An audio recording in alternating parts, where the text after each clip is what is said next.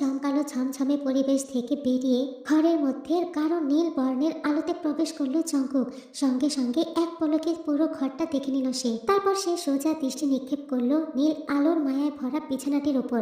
কিছুক্ষণের জন্য অবাক চাউনিতে তাকিয়ে থাকলো চোদ্দ প্রাপ্ত শরীরের দিকে। চোখ থেকে যেন অদৃশ্য দুটি হাত বেরিয়ে এসে ছুটে চাইছে শরীরটাকে খুঁজে। তুমি জঙ্কুকের সারা শরীরটা গরম হয়ে যায়, তো চোখে আচ্ছাদিত করে লোভনীয় চাহিদা মনোরম করে। জঙ্কুক এক দৃষ্টিতে তাকিয়ে থাকে বিছানার উপরে শুয়ে থাকা মেয়েটির উপর। কি হলো লাভ, ওখানে দাঁড়িয়ে থাকবে, আমার কাছে আসো। খুব হালকা কোমল একটা নারীর আওয়াজে জঙ্কুকের ঘোর কেটে যায়। লাভ, এভাবে তাকিয়ে কি দেখছো?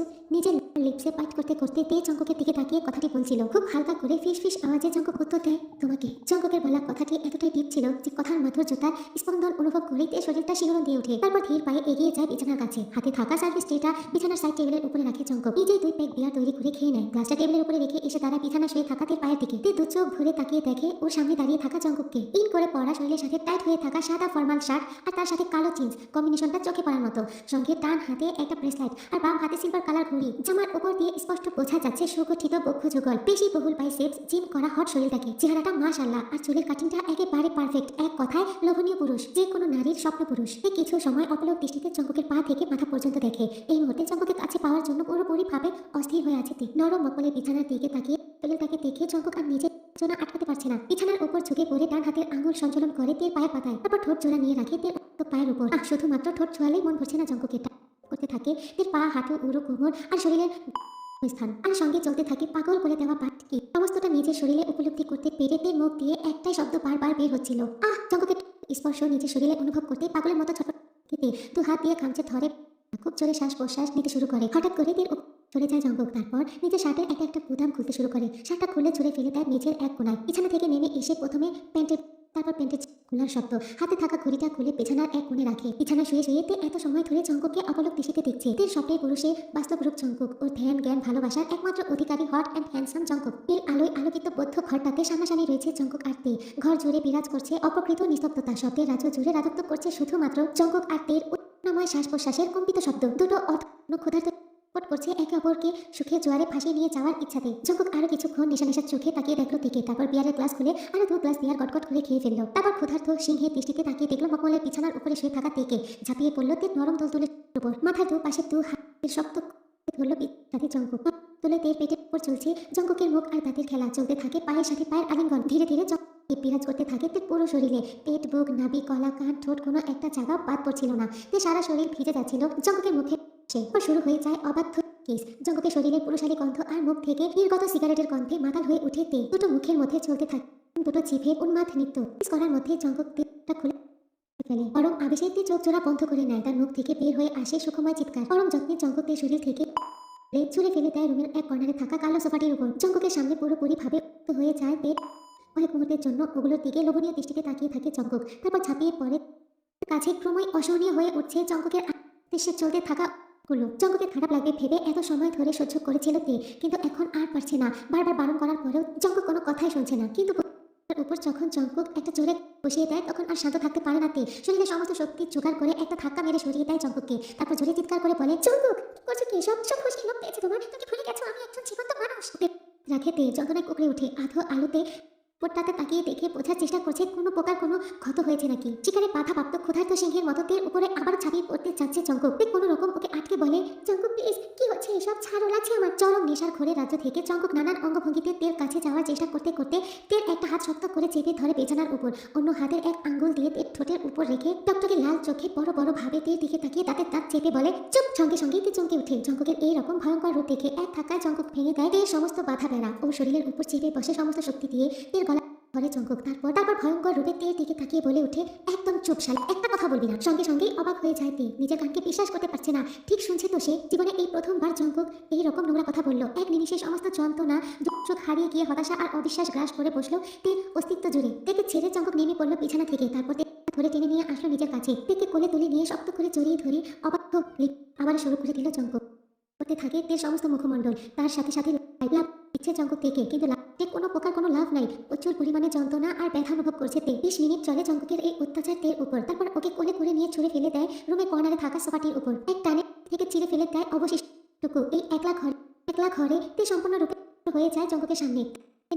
বিনা বাধায় সঞ্চালন হতে থাকে জঙ্কুক ঠোঁট মুখ অংশগুলোতে মাঝে মাঝে সশব্দে আঘাত হানতে থাকে জঙ্গকের পেশি বহুল শক্ত হাতে তালুর মিশ্র অনুভূতি হচ্ছিল তের মধ্যে।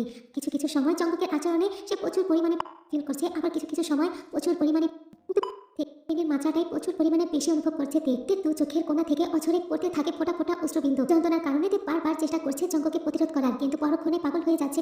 আরে তেকে সোফার উপরে রেখে বিয়ারের বোতলটা নিয়ে আসে জঙ্গ। তের মুখটা শক্ত করে চেপে ধরে বলে, হা কর, নে খাস। তের মুখ থেকে কোনো প্রকার কোনো কথাই উচ্চারণ করতে পারছে না, শুধু না সুযোগ ভঙ্গিতে মাথা নাড়াচ্ছে আর উ করে গঙ্গানো শব্দ করছে। জঙ্গ তের মুখের উপরে বিয়ারের বোতলটা উপর করে তের মুখে ঢালতে থাকে। বিয়ারের ধারায় সারা শরীর ভিজে যায়, তের মুখ ভরে যায় দুর্গন্ধযুক্ত বিয়ারে। তে সবটা উপরে ফেলে দেওয়ার চেষ্টা করে, কিন্তু জঙ্গ তার চোয়ালে শক্ত করে চেপে ধরে জোরপূর্বক তেকে বিয়ার খাওয়াচ্ছিল।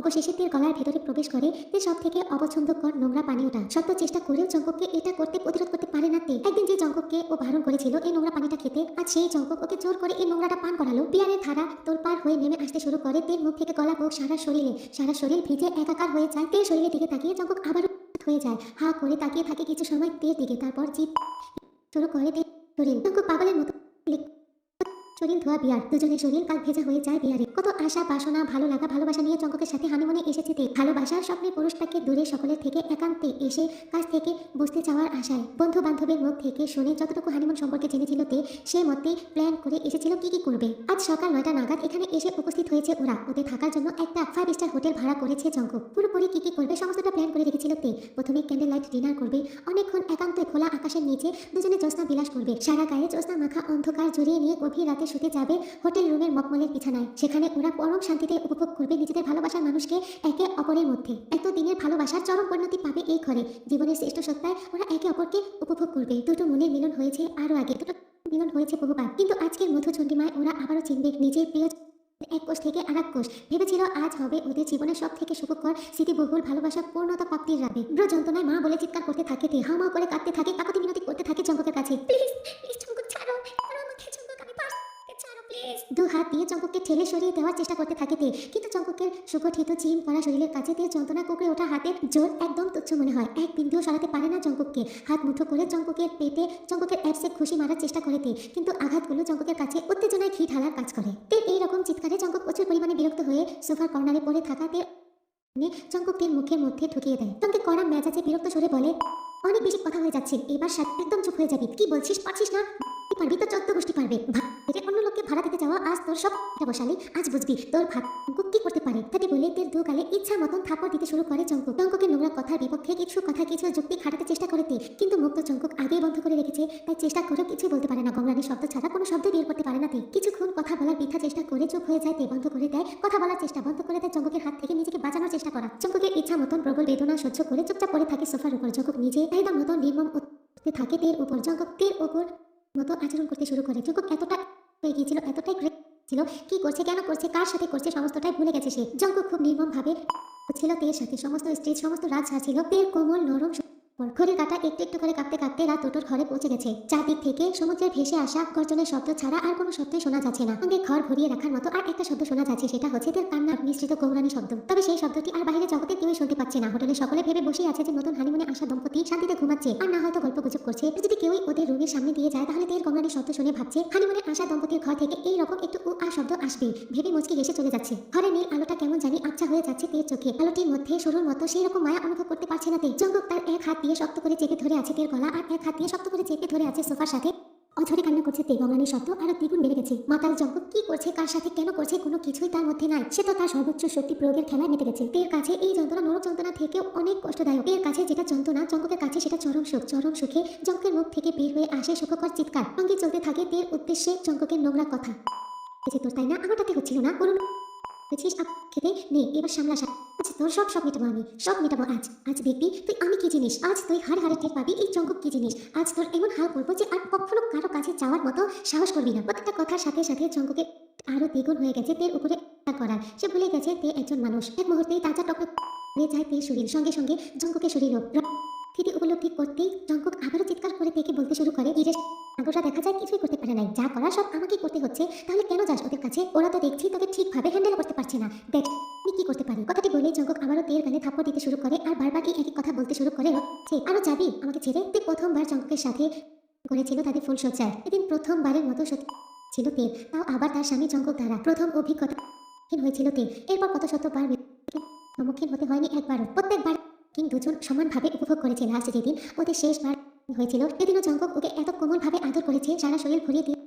কিন্তু আজ সেই পরিণত হয়েছে কেন? ওর হাত শরীরকে স্পর্শ করার বদলে খামচি দিচ্ছে কেন? 6 মাস পরে এতটা না হচ্ছে কেন? কেনই তাদের চিনতে পারছে না নিজের স্বামীকে? কিছুই বুঝতে পারছে না তে, শুধুমাত্র একটা জিনিস ছাড়া, আর সেটা হচ্ছে তা একটা ক্ষুধার্ত হিংস্র প্রাণীর হাতে পড়ে গেছে। যে প্রাণীটা তাকে ছিঁড়ে ছিঁড়ে খাচ্ছে আর এই মুহূর্তে তার কোনো কিছু করারও নাই। হঠাৎ করে তাকে আবার কোলে তুলে নেয় জঙ্কুক, বিছানা নিয়ে ছুঁড়ে ফেলে দেয় তেকে। 4 ঘন্টার নির্মম অবসান ঘটে। জঙ্কুক পুরোপুরি সাথে করে তের গাল টিপে ধরে মুখটা নিজের মুখের কাছে এনে তের ঠোঁটে আলতো করে এক চুমু খায়। আজ রাতটা যেন মনে থাকে বলে শুয়ে পড়ে তের পাশে বিছানার উপরে। জঙ্কুকের শ্বাস প্রশ্বাস করতে থাকে প্রবল জোরে। শুনে মনে হয় যেন কোনো ক্ষুধার্ত সিংহ সারা জঙ্গল তোর পার করে নিজের শিকার ধরে এনে এখন পরম শান্তিতে বিশ্রাম নিচ্ছে। জঙ্কুকের পাশে পড়ে থাকে তে, প্রচুর পরিমাণে ব্যথায় আর প্রচুর পরিমাণে যন্ত্রণায় চোখ দিয়ে অঝরে পানি পড়তে থাকে। এক পর্যায়ে তে আস্তে করে তার চোখ দুটো বন্ধ করে ফেলে। এভাবেই নিস্তেজ হয়েতে কিছু সময় জঙ্কুকের পাশে শুয়ে থাকে। কতটা সময় চোখ বন্ধ করে সে ওভাবে পড়েছিল সে নিজেও জানে না। হঠাৎ করেই তার সেন্স ফিরে আসে। খুব কষ্টে উঠে বসে বিছানায়, পাশে তাকিয়ে দেখে নগ্ন অবস্থাতেই জঙ্কুক নিষ্পাপ শিশুর মতো ঘুমিয়ে আছে। কান্নার জল শুকিয়ে থাকা চোখে ঘড়ির দিকে তাকিয়ে সময় দেখার কোনো ইচ্ছাই করে না তের।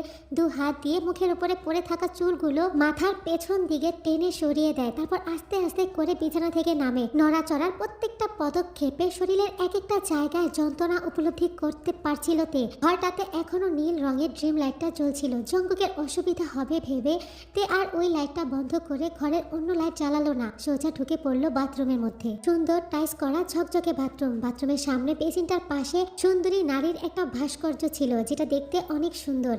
হঠাৎ করেই তার মনে পড়ে গেল সকালের কথা। সকালে যখন তারা হোটেলে এসেছিল এবং যে রুমটা তারা বুকিং করেছিল সেটা তের একেবারে পছন্দ হয় নাই। তে তখন ভীষণ মনটা খারাপ হয়ে গিয়েছিল। জঙ্কুক যখন বুঝতে পেরেছিল তের রুমটা পছন্দ হয় নাই তখন জঙ্কুক রিসেপশনে গিয়ে কথা বলে, ম্যাডাম আমরা এখানে হানিমুন করতে এসেছি, এই বোরিং রুমটা ক্যান্সেল করে একটা ভালো রুমের ব্যবস্থা করে দেন না প্লিজ। জঙ্কুকের মুখে এমন কথা শুনে রিসেপশনে বসে থাকা মেয়েটা একটু হাসে। তারপর অনেক দেখে শুনে জঙ্কুককে আর তেকে এই রুমটা দেওয়া হয়। ওদের মতে এই হোটেলের সব থেকে ভালো আর হানিমুন করার উপযোগী রুম এটাই। তবে এই ঘরটা পাওয়ার জন্য ওদের দুজনকে বেশ খানিকক্ষণ অপেক্ষাও করতে হয়েছে, টাকাও দিতে হয়েছিল প্রায় দ্বিগুণ। এই রুমটা যারা নিয়েছিল তারা আজকে সকালেই বের হয়ে গেছে, সে কারণে পরিষ্কার পরিচ্ছন্ন করতে প্রায় 2 ঘন্টা লেগে গিয়েছিল। এই 2 ঘন্টা তেকুক তাদের জিনিসপত্র হোটেলে রেখে ছুটে গিয়েছিল সমুদ্র দেখার জন্য।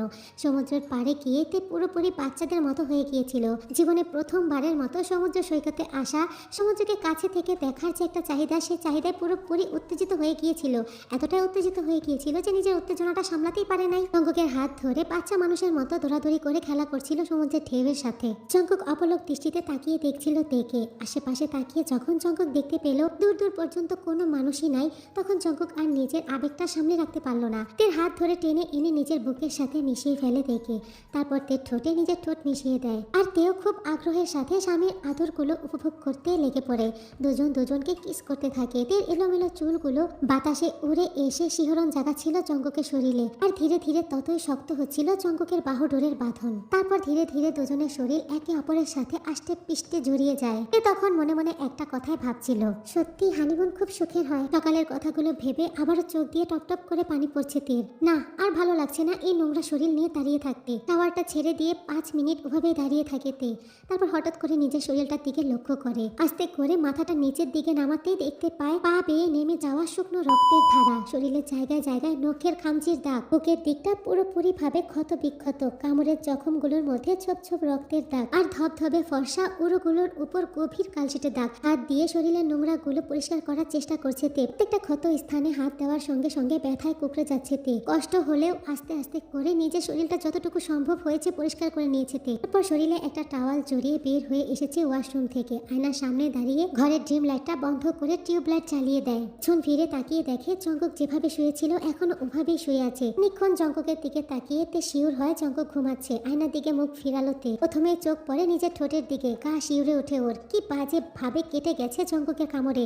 আর গাল দুটো পুরোপুরি লাল হয়ে আছে জঙ্কুকের থাপ্পড়ের দাগে। আয়নার সামনে দাঁড়িয়ে তে খুলে ফেলে নিজের শরীরে জড়ানো টাওয়ালটা। আয়নার দিকে তাকিয়ে নিজের শরীরটা দেখে পুরোপুরি স্তব্ধ হয়ে যায়। তো যত্ন করে করে তোলা শরীরটা এক রাতের মধ্যে ছিন্ন বিচ্ছিন্ন হয়ে গেছে। একজন পুরুষ দ্বারা আর একটা শরীর জুড়ে কোথাও কাল সেটে দাগ, কোথাও বা নখের আঁচড়, আবার কোথাও কামড়ের দাগ। আয়নায় নিজের শরীরের এই দৃশ্য দেখে আর সহ্য করতে পারছে না তে। দু হাত দিয়ে নিজের চোখ দুটো ঢেকে নেয়। এত দিনের চেনা শরীরটা পুরোপুরি ভাবে অচেনা মনে হচ্ছে তের কাছে। ওইভাবেই নগ্ন অবস্থাতে দাঁড়িয়ে ফুপিয়ে ফুপিয়ে কাঁদতে থাকে। জঙ্কক এখনো নেশার ঘরেই আছে, পুরোপুরি ভাবে নেশা কাটে নাই। সারা রাত এতটা পরিশ্রম করার পরে ক্লান্ত হয়ে সে ঘুমানোর চেষ্টা করছিল। গভীর ঘুমও চলে এসেছিল। হঠাৎ করেই কান্না শব্দে আস্তে আস্তে চোখ খুলে, যেভাবে শুয়েছিল সেভাবেই চোখটা খুলে সামনে দাঁড়িয়ে থাকা নগ্ন তের শরীরটা দেখে। কিন্তু নেশার ঘরে আর প্রচুর পরিমাণে ক্লান্ত থাকায় সে একটু নড়াচড়া করতে পারছিল না। ঘরের উজ্জ্বল আলোতে তের শরীরের দিকে তাকিয়ে ক্ষত স্থানগুলো দেখলো জঙ্কক। কিছু সময় এভাবেই তাকিয়ে থেকে একটা দীর্ঘশ্বাস ছেড়ে আবারও চোখ দুটো বন্ধ করে নেয় জঙ্কক। আর এক মুহূর্ত দাঁড়িয়ে থাকতে পারছে না। দু পায়ে কোথাও জোর পাচ্ছে না। মনে হচ্ছে এখনই মাথা ঘুরে পড়ে যাবে। বারবার বমি আসছিল, কেমন যেন অস্বস্তি লাগছিল। সারা শরীর ব্যথা, পুরো শরীর কাঁপছিল। মনে হচ্ছে যেন জ্বর আসবে। তাড়াতাড়ি করে ড্রেস চেঞ্জ করে যখনই বিছানার দিকে পা বাড়ায় তখনই চোখ পড়ে জঙ্ককের মুখের ওপর। জঙ্ককে দেখে তে প্রচুর পরিমাণে রাগ হচ্ছিল। কিছুতেই এই অমানুষটার সাথে এক বিছানায় শোয়া সম্ভব না। তে পাশে থাকা সোফাটির দিকে তাকায়, কিন্তু সোফাটার যে অবস্থা সেখানে কিছুতেই তের বসার মতো কোনো ইচ্ছাই করছিল না। সোফার উপরে বসবে তো দূরের কথা, ওটার দিকে তাকাতেই যেন কেমন লাগছিল। তে আর কোনো সাত পাঁচ না ভেবে বারান্দায় চলে যায়। বারান্দায় একটা বেতের সোফা রাখা ছিল, সেটার উপরে গিয়ে গুটিসুটি মেরে শুয়ে পড়ে। তারপর সকালবেলা জঙ্ককের ঘুম ভাঙে কর্নিং বেলের শব্দে। চোখ খুলে উঠে নিজের শরীরের দিকে তাকিয়ে নিজেরই লজ্জা লজ্জা লাগছিল। ছি, সারা রাত আমি এইভাবে উলঙ্গ হয়ে শুয়েছিলাম। কথাটি বলে জঙ্কক একটা হালকা হাসি দেয়। তাড়াতাড়ি করে বিছানা থেকে নেমে পড়ে। সোফার দিকে তাকিয়ে দেখে তার পোশাকগুলো সোফার এপাশ ওপাশে ছড়িয়ে ছিটিয়ে পড়ে আছে। সোফার উপরে আন্ডারওয়্যারটা পরে থাকতে দেখে সেটা করিয়ে নেয় জঙ্কক। হাত দিয়ে ধরে দেখে সেটা পুরোপুরি ভেজা। গত রাতে এটা ভিজে গিয়েছিল, কিন্তু কেন সেটা মনে করতে পারছে না কিছুতেই। পাশের টি টেবিলের উপরে চোখ যেতেই দেখতে পায় তের অন্তবাসটা পড়ে আছে। হঠাৎ করে তের কথা মনে পড়ে যায় জঙ্ককে। তাড়াতাড়ি করে বিছানার দিকে তাকিয়ে দেখে পুরো বিছানাটা ফাঁকা। দিক ওইদিক তাকিয়ে তেকে খুঁজতে শুরু করে। তারপর ব্যালকনির দরজাটা খোলা দেখে বুঝতে পারে তে ব্যালকনিতে আছে। জঙ্কক যখনই তার ব্যাগ থেকে কাপড় বের করতে যাবে তখনই তার দৃষ্টি পড়ে বিছানায়। একটু কাছে গিয়ে ভালো করে তাকিয়ে দেখে বিছানার দিকে। বিছানার উপরে সাদা চাদরটাতে ছোপ ছোপ রক্তের দাগ লেগে আছে। এটা দেখে কেমন একটা গা গুলিয়ে ওঠে জঙ্ককের। রক্ত কোথা থেকে আসবে সে এটাই ভেবে পাচ্ছে না। ডোরবেল আবারও বাজতে শুরু করে। জঙ্কক হাতে কাপড় নিয়ে তাড়াতাড়ি করে একটা নীল কালারের টি শার্ট আর একটা কালো ট্রাউজার পরে নেয়। আর মনে মনে ভাবতে থাকে ডোরবেল শোনার পরেও তে কেন আসছে না দরজাটা খোলার জন্য। ভাবতে ভাবতে হঠাৎ করে জঙ্ককের ভোরের কথা মনে পড়ে যায়। ভোরবেলা যখন ওর একটু ঘুম ভেঙে গিয়েছিল তখন থেকে ও উলঙ্গ অবস্থাতে আয়নার সামনে দাঁড়িয়ে দাঁড়িয়ে কাঁদতে দেখেছিল।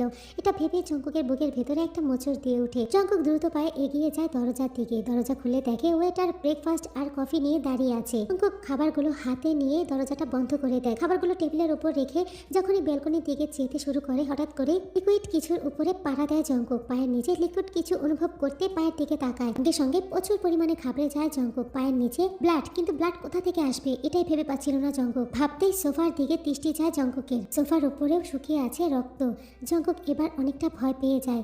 পাটা তাড়াতাড়ি করে মুছে দ্রুত পায়ে হেঁটে যায় ব্যালকনিতে। সোফার উপরে একটা নাইটি পরে জড়সড় ভাবে শুয়ে আছে তে।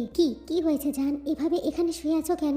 জঙ্ককের কথা শুনে ঘুমটা ভেঙে যায় তের। খুব কষ্ট করে সোফার উপরে উঠে বসে। উঠে বসার সময় যে কতটা কষ্ট হচ্ছিল সে কষ্টটা চোখে পড়ে জঙ্ককের। জঙ্ককের মুখের দিকে লক্ষ্য করতেই দেখে ঠোঁটের উপর গভীর ক্ষত। গতকাল যখন এখানে এসেছিল তখন তো তের মুখটা কত সুন্দর ছিল, উজ্জ্বল ছিল, কিন্তু এক রাতের মধ্যেই সমস্তটা মিলিয়ে গেছে।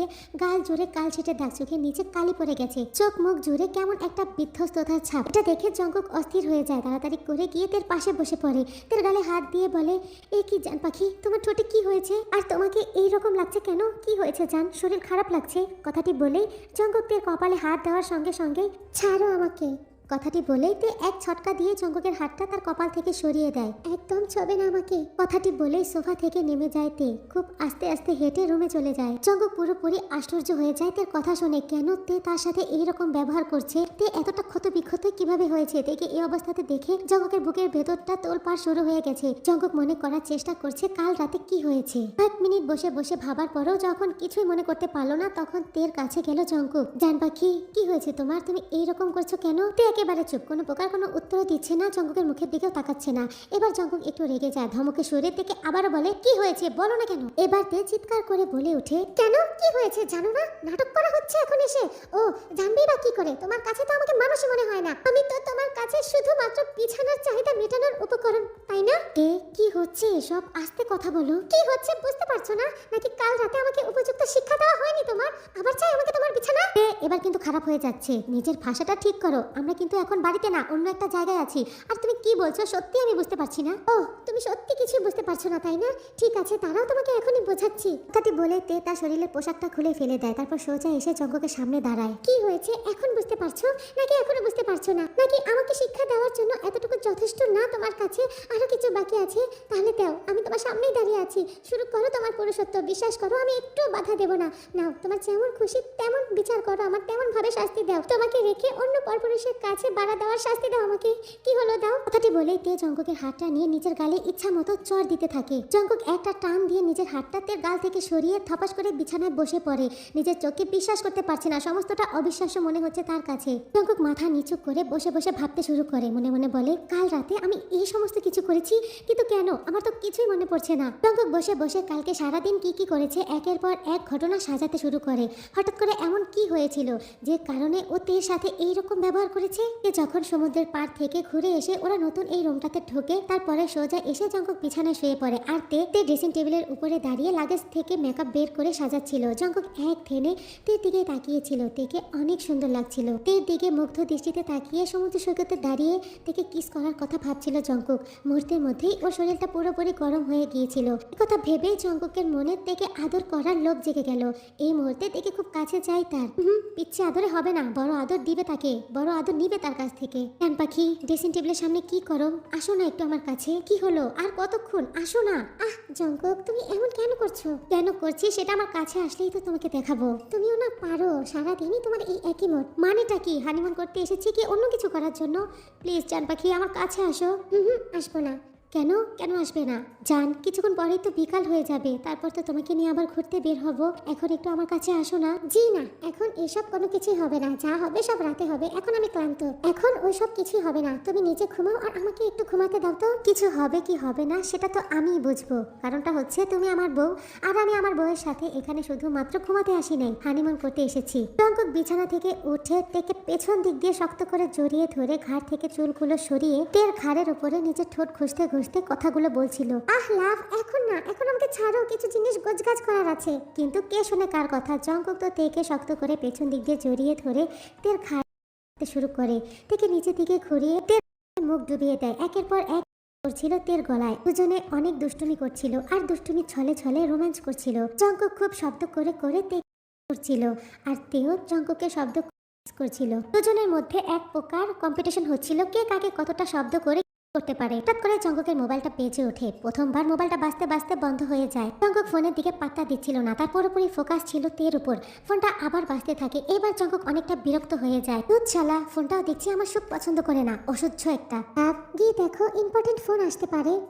তোমার থেকে বেশি ইম্পর্টেন্ট আমার লাইফে কিছুই না জান। আমি জানি তো লাভ, কিন্তু এখন যাও, ফোনটা বারবার বাজছে, কোনো ইম্পর্টেন্ট ফোন থাকতে পারে। জঙ্কুক এক প্রকার বাধ্য হয়ে বিছানা থেকে উঠে আসে। ফোনটা হাতে নিয়ে দেখে তার বেস্ট ফ্রেন্ড ইউনো ফোন করছে। জঙ্কুক ভাবছে ফোনটা কি রিসিভ করবে কি করবে না। তের দিকে তাকাতেই তে ইশারা করে ফোনটা রিসিভ করার জন্য। জঙ্কুক খুব বিরক্ত ইউনোর ফোনটা মোবাইলে আসাতে। এক প্রকার বাধ্য হয়ে ফোনটা রিসিভ করে কানে ধরে। অবশেষে তৃতীয়বার ফোনটা রিং হওয়ার পর রিসিভ করলি তুই। রাশ বিরক্ত নিয়ে ফোনের ওপাশ থেকে ইউনো জঙ্কুকে কথাটা বলে ওঠে। ধুত, তুই জানিস না আমি হানিমুনে এসেছি, এভাবে যখন তখন ফোন না দিলেই তো পারিস। যদি তোর কোনো ইম্পর্টেন্ট কথা থাকে তাহলে বল, না হলে আমি ফোনটা রাখছি। আরে শালা দাঁড়া না, কথা বলার সুযোগ দিবি তারপরেই না বলবো। আগে তো রিসিভ করছিলি না, আর এখন রাখার জন্য পাগল হয়ে গেছিস।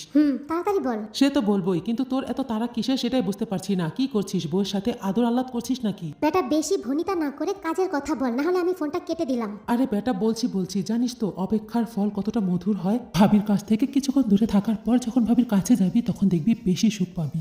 বেশি অপেক্ষা করলে আবার ফল গাছে পচে গিয়ে খসে পড়বে। তুই যে আমাকে কোনো বিশেষ কারণে ফোন করিসনি সেটা আমার খুব ভালোভাবে বোঝা হয়ে গেছে। তুই থাক, আমি ফোনটা রাখছি। তোর সাথে ফালতু কথা বলে আমি আমার মজাটা নষ্ট করতে পারবো পারবো না। আরে মানছি হানিমুনে গিয়েছিস, দুজনে রোম্যান্স করবি, এটাই তো ন্যাচারাল, কিন্তু বাইরে থেকে যে তোদের রোমান্টিক শব্দ শোনা যাচ্ছে সেটার দিকেও একটু নজর দে ভাই। বাইরে থেকে শোনা যাচ্ছে মানে কি সব উল্টাপাল্টা কথা বলছিস? এখন যে দুপুর সে খেয়াল আছে নাকি 5 স্টার হোটেলে বউকে কাছে পেয়ে সময় ভুলে গিয়েছিস? এই সময় তো রুমের সামনে দিয়ে যে কত মানুষ যাতায়াত করছে কিংবা করে সেটা তো তুই জানিস। তো কি হয়েছে? না তেমন কিছুই হয় নাই, শুধু যাতায়াত করার লোকজন তোদের ঘরের ভেতর থেকে ফষ্টি নষ্টির শব্দ শুনতে পাচ্ছে, তাই আমি এটা বলার জন্য ফোন করেছিলাম। বউকে আদর করছিস কর, কিন্তু শব্দটা একটু কম কর ভাই, বুঝতেই তো পারিস সবাই তো আর বউ নিয়ে এখানে ঘুরতে আসে নাই। তোদের সুখের শব্দ শুনে আমাদের মতো ছেলে পোলাদের তো বউকে আদর করার ইচ্ছা হবে নাকি? শালা, আমি আমার বউকে আদর করছি, সেটার আওয়াজ বাইরে যাচ্ছে, সেটা তুই জানিস কিভাবে? কি করে জানলাম শুনবি? হ্যাঁ, শোনার জন্যই তো জিজ্ঞাসা করছি। তাহলে এখনই ছাদে চলে আয়। ছাদে? কিন্তু ছাদে কেন যাব? আর তুই ছাদে চলে আয় কেন বললি? সত্যি করে বলতো, তুই আশেপাশে কোথাও আছিস নাকি? আরে শালা, এত কথার উত্তর একসাথে কিভাবে দেবো? এত কথা না বলে ছাদে চলে আয়। জঙ্কুক আর কোনো কথা বলে না, ফোনটা কেটে দিয়ে ওভাবে দাঁড়িয়েছিল। জঙ্কুকে ওভাবে দাঁড়িয়ে থাকতে দেখে তে বলে, কি হয়েছে, ওভাবে দাঁড়িয়ে আছো কেন? কে বা ফোন করেছিল? ইউনু ফোন করেছিল আর আমাকে ছাদে যেতে বললো। কেন হঠাৎ করে তোমাকে ছাদে কেন যেতে বললো? জঙ্কুক দ্রুত হেঁটে তের কাছে যায়, তেকে জড়িয়ে ধরে তের কপালে একটা কিস করে বলে, সেটা তো আমি জানি না জান পাখি, যাই হোক তুমি রেডি হও, তোমাকে নিয়ে আমি ঘুরতে যাব, আর আমি ততক্ষণে একটু ছাদ থেকে ঘুরে আসি। জঙ্কুক দ্রুত পায়ে রুম থেকে বের হয়ে যায়, লিফটের জন্য অপেক্ষা না করে সিঁড়ি বেয়ে উপরে উঠতে শুরু করে। যেহেতু জঙ্কুকদের 1 ফ্লোর উপরে ছাদ ছিল, সে কারণে আর লিফটের জন্য অপেক্ষা করে নাই। সিঁড়ি দিয়ে উপরে উঠছিল জঙ্কুক, হঠাৎ করে একজনকে দেখে তার পা দুটো ওখানে থেমে যায়। জঙ্কুকে পাশ কাটিয়ে নেমে আসে একজন কালো রঙের সরু ফিতের শর্ট সিল্কের ড্রেস পরা মেয়ে, চুলগুলো খোলা, পায়ে পরনে হাঁটুর উপর পর্যন্ত সাদা রঙের লেগিংস আর ঠোঁটে লাল রঙের লিপস্টিক, গলায় একটা বড় বড় স্টোনের সিলভার কালার চেন, বর্ষা ধবধবে গায়ের রং, মেনটেন করা স্লিম শরীরটাকে চিনে নিতে সময় লাগে না জঙ্কুকের। সিঁড়িতে দাঁড়িয়ে থেকে মেয়েটা চোখের আড়াল হওয়া পর্যন্ত তাকিয়ে ছিল মেয়েটার দিকে জঙ্কুক। পৌঁছে জঙ্কুক দেখতে পায় সমুদ্রের দিকে মুখ করে ছাদের এক কোণাতেই দাঁড়িয়ে আছে ইউনু। জঙ্কুক হেঁটে হেঁটে ইউনুর কাছে যেতে যেতে বলে, কিরে হঠাৎ করে তুই এখানে? চলে আসলাম, ছোটবেলা থেকে দুজন যেখানে গিয়েছি একসঙ্গে ঘুরতে গিয়েছি, আর এখন বউকে পেয়ে তুই আমাকে এই প্রথমবারের মতো একা ফেলে হানিমুনে চলে আসলি, তাই আমিও তোর সাথে চলে আসলাম হানিমুন করতে। যা শালা, হানিমুন করতে এসেছি, বউ নিয়ে আসবো না তো তোকে নিয়ে আসবো। তাছাড়া তোকে তো বলেছিলাম বউ নিয়ে চল আমাদের সঙ্গে, তুই আসিসনি, এখন সেটা আমার দোষ। কিন্তু আমাদের সঙ্গে যখন আসিস নাই তখন আলাদা করে কেন আসলি বুঝতে পারলাম না। চলে আসলাম তোদের সারপ্রাইজ দিতে, কেন ভালো করিনি? হ্যাঁ, খুব ভালো করেছিস, কিন্তু একটা কথা বল, তুই আয়ুকে নিয়ে এখানে আসিস নাই তাই না? হ্যাঁ, কিন্তু তুই কিভাবে জানলি? আমি আর কি করে জানবো, সিঁড়ি দিয়ে ওঠার সময় দেখলাম তোর ওই লিসাকে নেমে যেতে, তখনই আন্দাজ করে নিলাম তুই নিয়ে এসেছিস। কিন্তু দোস্ত, আয়ু যদি জানতে পারে তুই অন্য একটা মেয়েকে নিয়ে এখানে ঘুরছিস, তখন কি অবস্থা হবে ভেবে দেখেছিস একবার? এত ভেবে দেখার কি আছে, কিছুই হবে না। আর ওকে কি সঙ্গে করে হানিমুনে নিয়ে আসা যায়? শরীর তো না যেন গোটা একটা মাংসের দোকান, যৌবন সৌন্দর্য কিংবা আকর্ষণ কোনো কিছু আছে ওর মধ্যে যে ওকে আমি হানিমুনে নিয়ে আসবো? একটা বার ভেবে দেখতো, ওকে যদি বিকিনি পরিয়ে পিচে নিয়ে যাওয়া হয় কেমন লাগবে? লোকজন চেয়ে চেয়ে দেখবে আর বলবে বিকিনি পরা ব্রয়লার মুরগি। কথাটি বলে ইউনো চঙ্কুকের মুখের দিকে তাকিয়ে হাহা করে হেসে দিল। কথাগুলো শুনে চঙ্কুক ইউনোকে একটা ধমক দিয়ে বলল, ইউনো কি বলছিস এইসব? ভুলে যাস না ও কিন্তু তোর বউ। বউ হয় তো কি হয়েছে, যেটা সত্যি সেটাই বলছি। আর এমনিতেও ও জানতে পারলে কিছুই হবে না। ওকে যে এখন পর্যন্ত আমি ডিভোর্স না দিয়ে একসঙ্গে এক ছাদের নিচে থাকছি, তাই ওর পরম ভাগ্য। খেয়ে পরে আমার বাড়িতে আছে, এটাই অনেক। এর থেকে বেশি বকবক করলে ঘাড় ধাক্কা দিয়ে বাড়ি থেকে বের করে দিব শালিকে। আর তুইও তো শালা সুন্দরী বউ নিয়ে হানিমুন করতে এসেছিস, আর আমাকে বলছিস আমার ওই মোটা মাংসের দোকান আলা বউটাকে সঙ্গে করে নিয়ে আসতে। মানে কি চাচ্ছিস তুই? তুই এখানে সুন্দরী বউ নিয়ে এনজয় করবি আর আমি বসে বসে মাংস বিক্রি করব? আমাকে দেখছিস, আমার টাকা, বডি আর স্টাইল দেখে যে কোনো সুন্দরী হট মেয়ে আমার পিছানায় আসতে রাজি হয়ে যায়, জানিস তো? এইরকম ভরপুর যৌবন থাকতে আমি কেন ওই আয়ুকে নিয়ে ঘুরতে আসবো? হ্যাঁ, সব মেয়ে তো তোর ওই লিসার মতো দুশ্চরিত্রা, যে তোর বিছানায় আসতে রাজি হয়ে যাবে। একটা কথা মনে রাখিস, পৃথিবীতে ভালোবাসা নামক একটা জিনিস আছে, যেটা টাকা, সম্পত্তি, যৌবনের থেকে অনেক বড়। ভালোবাসা থাকলে শত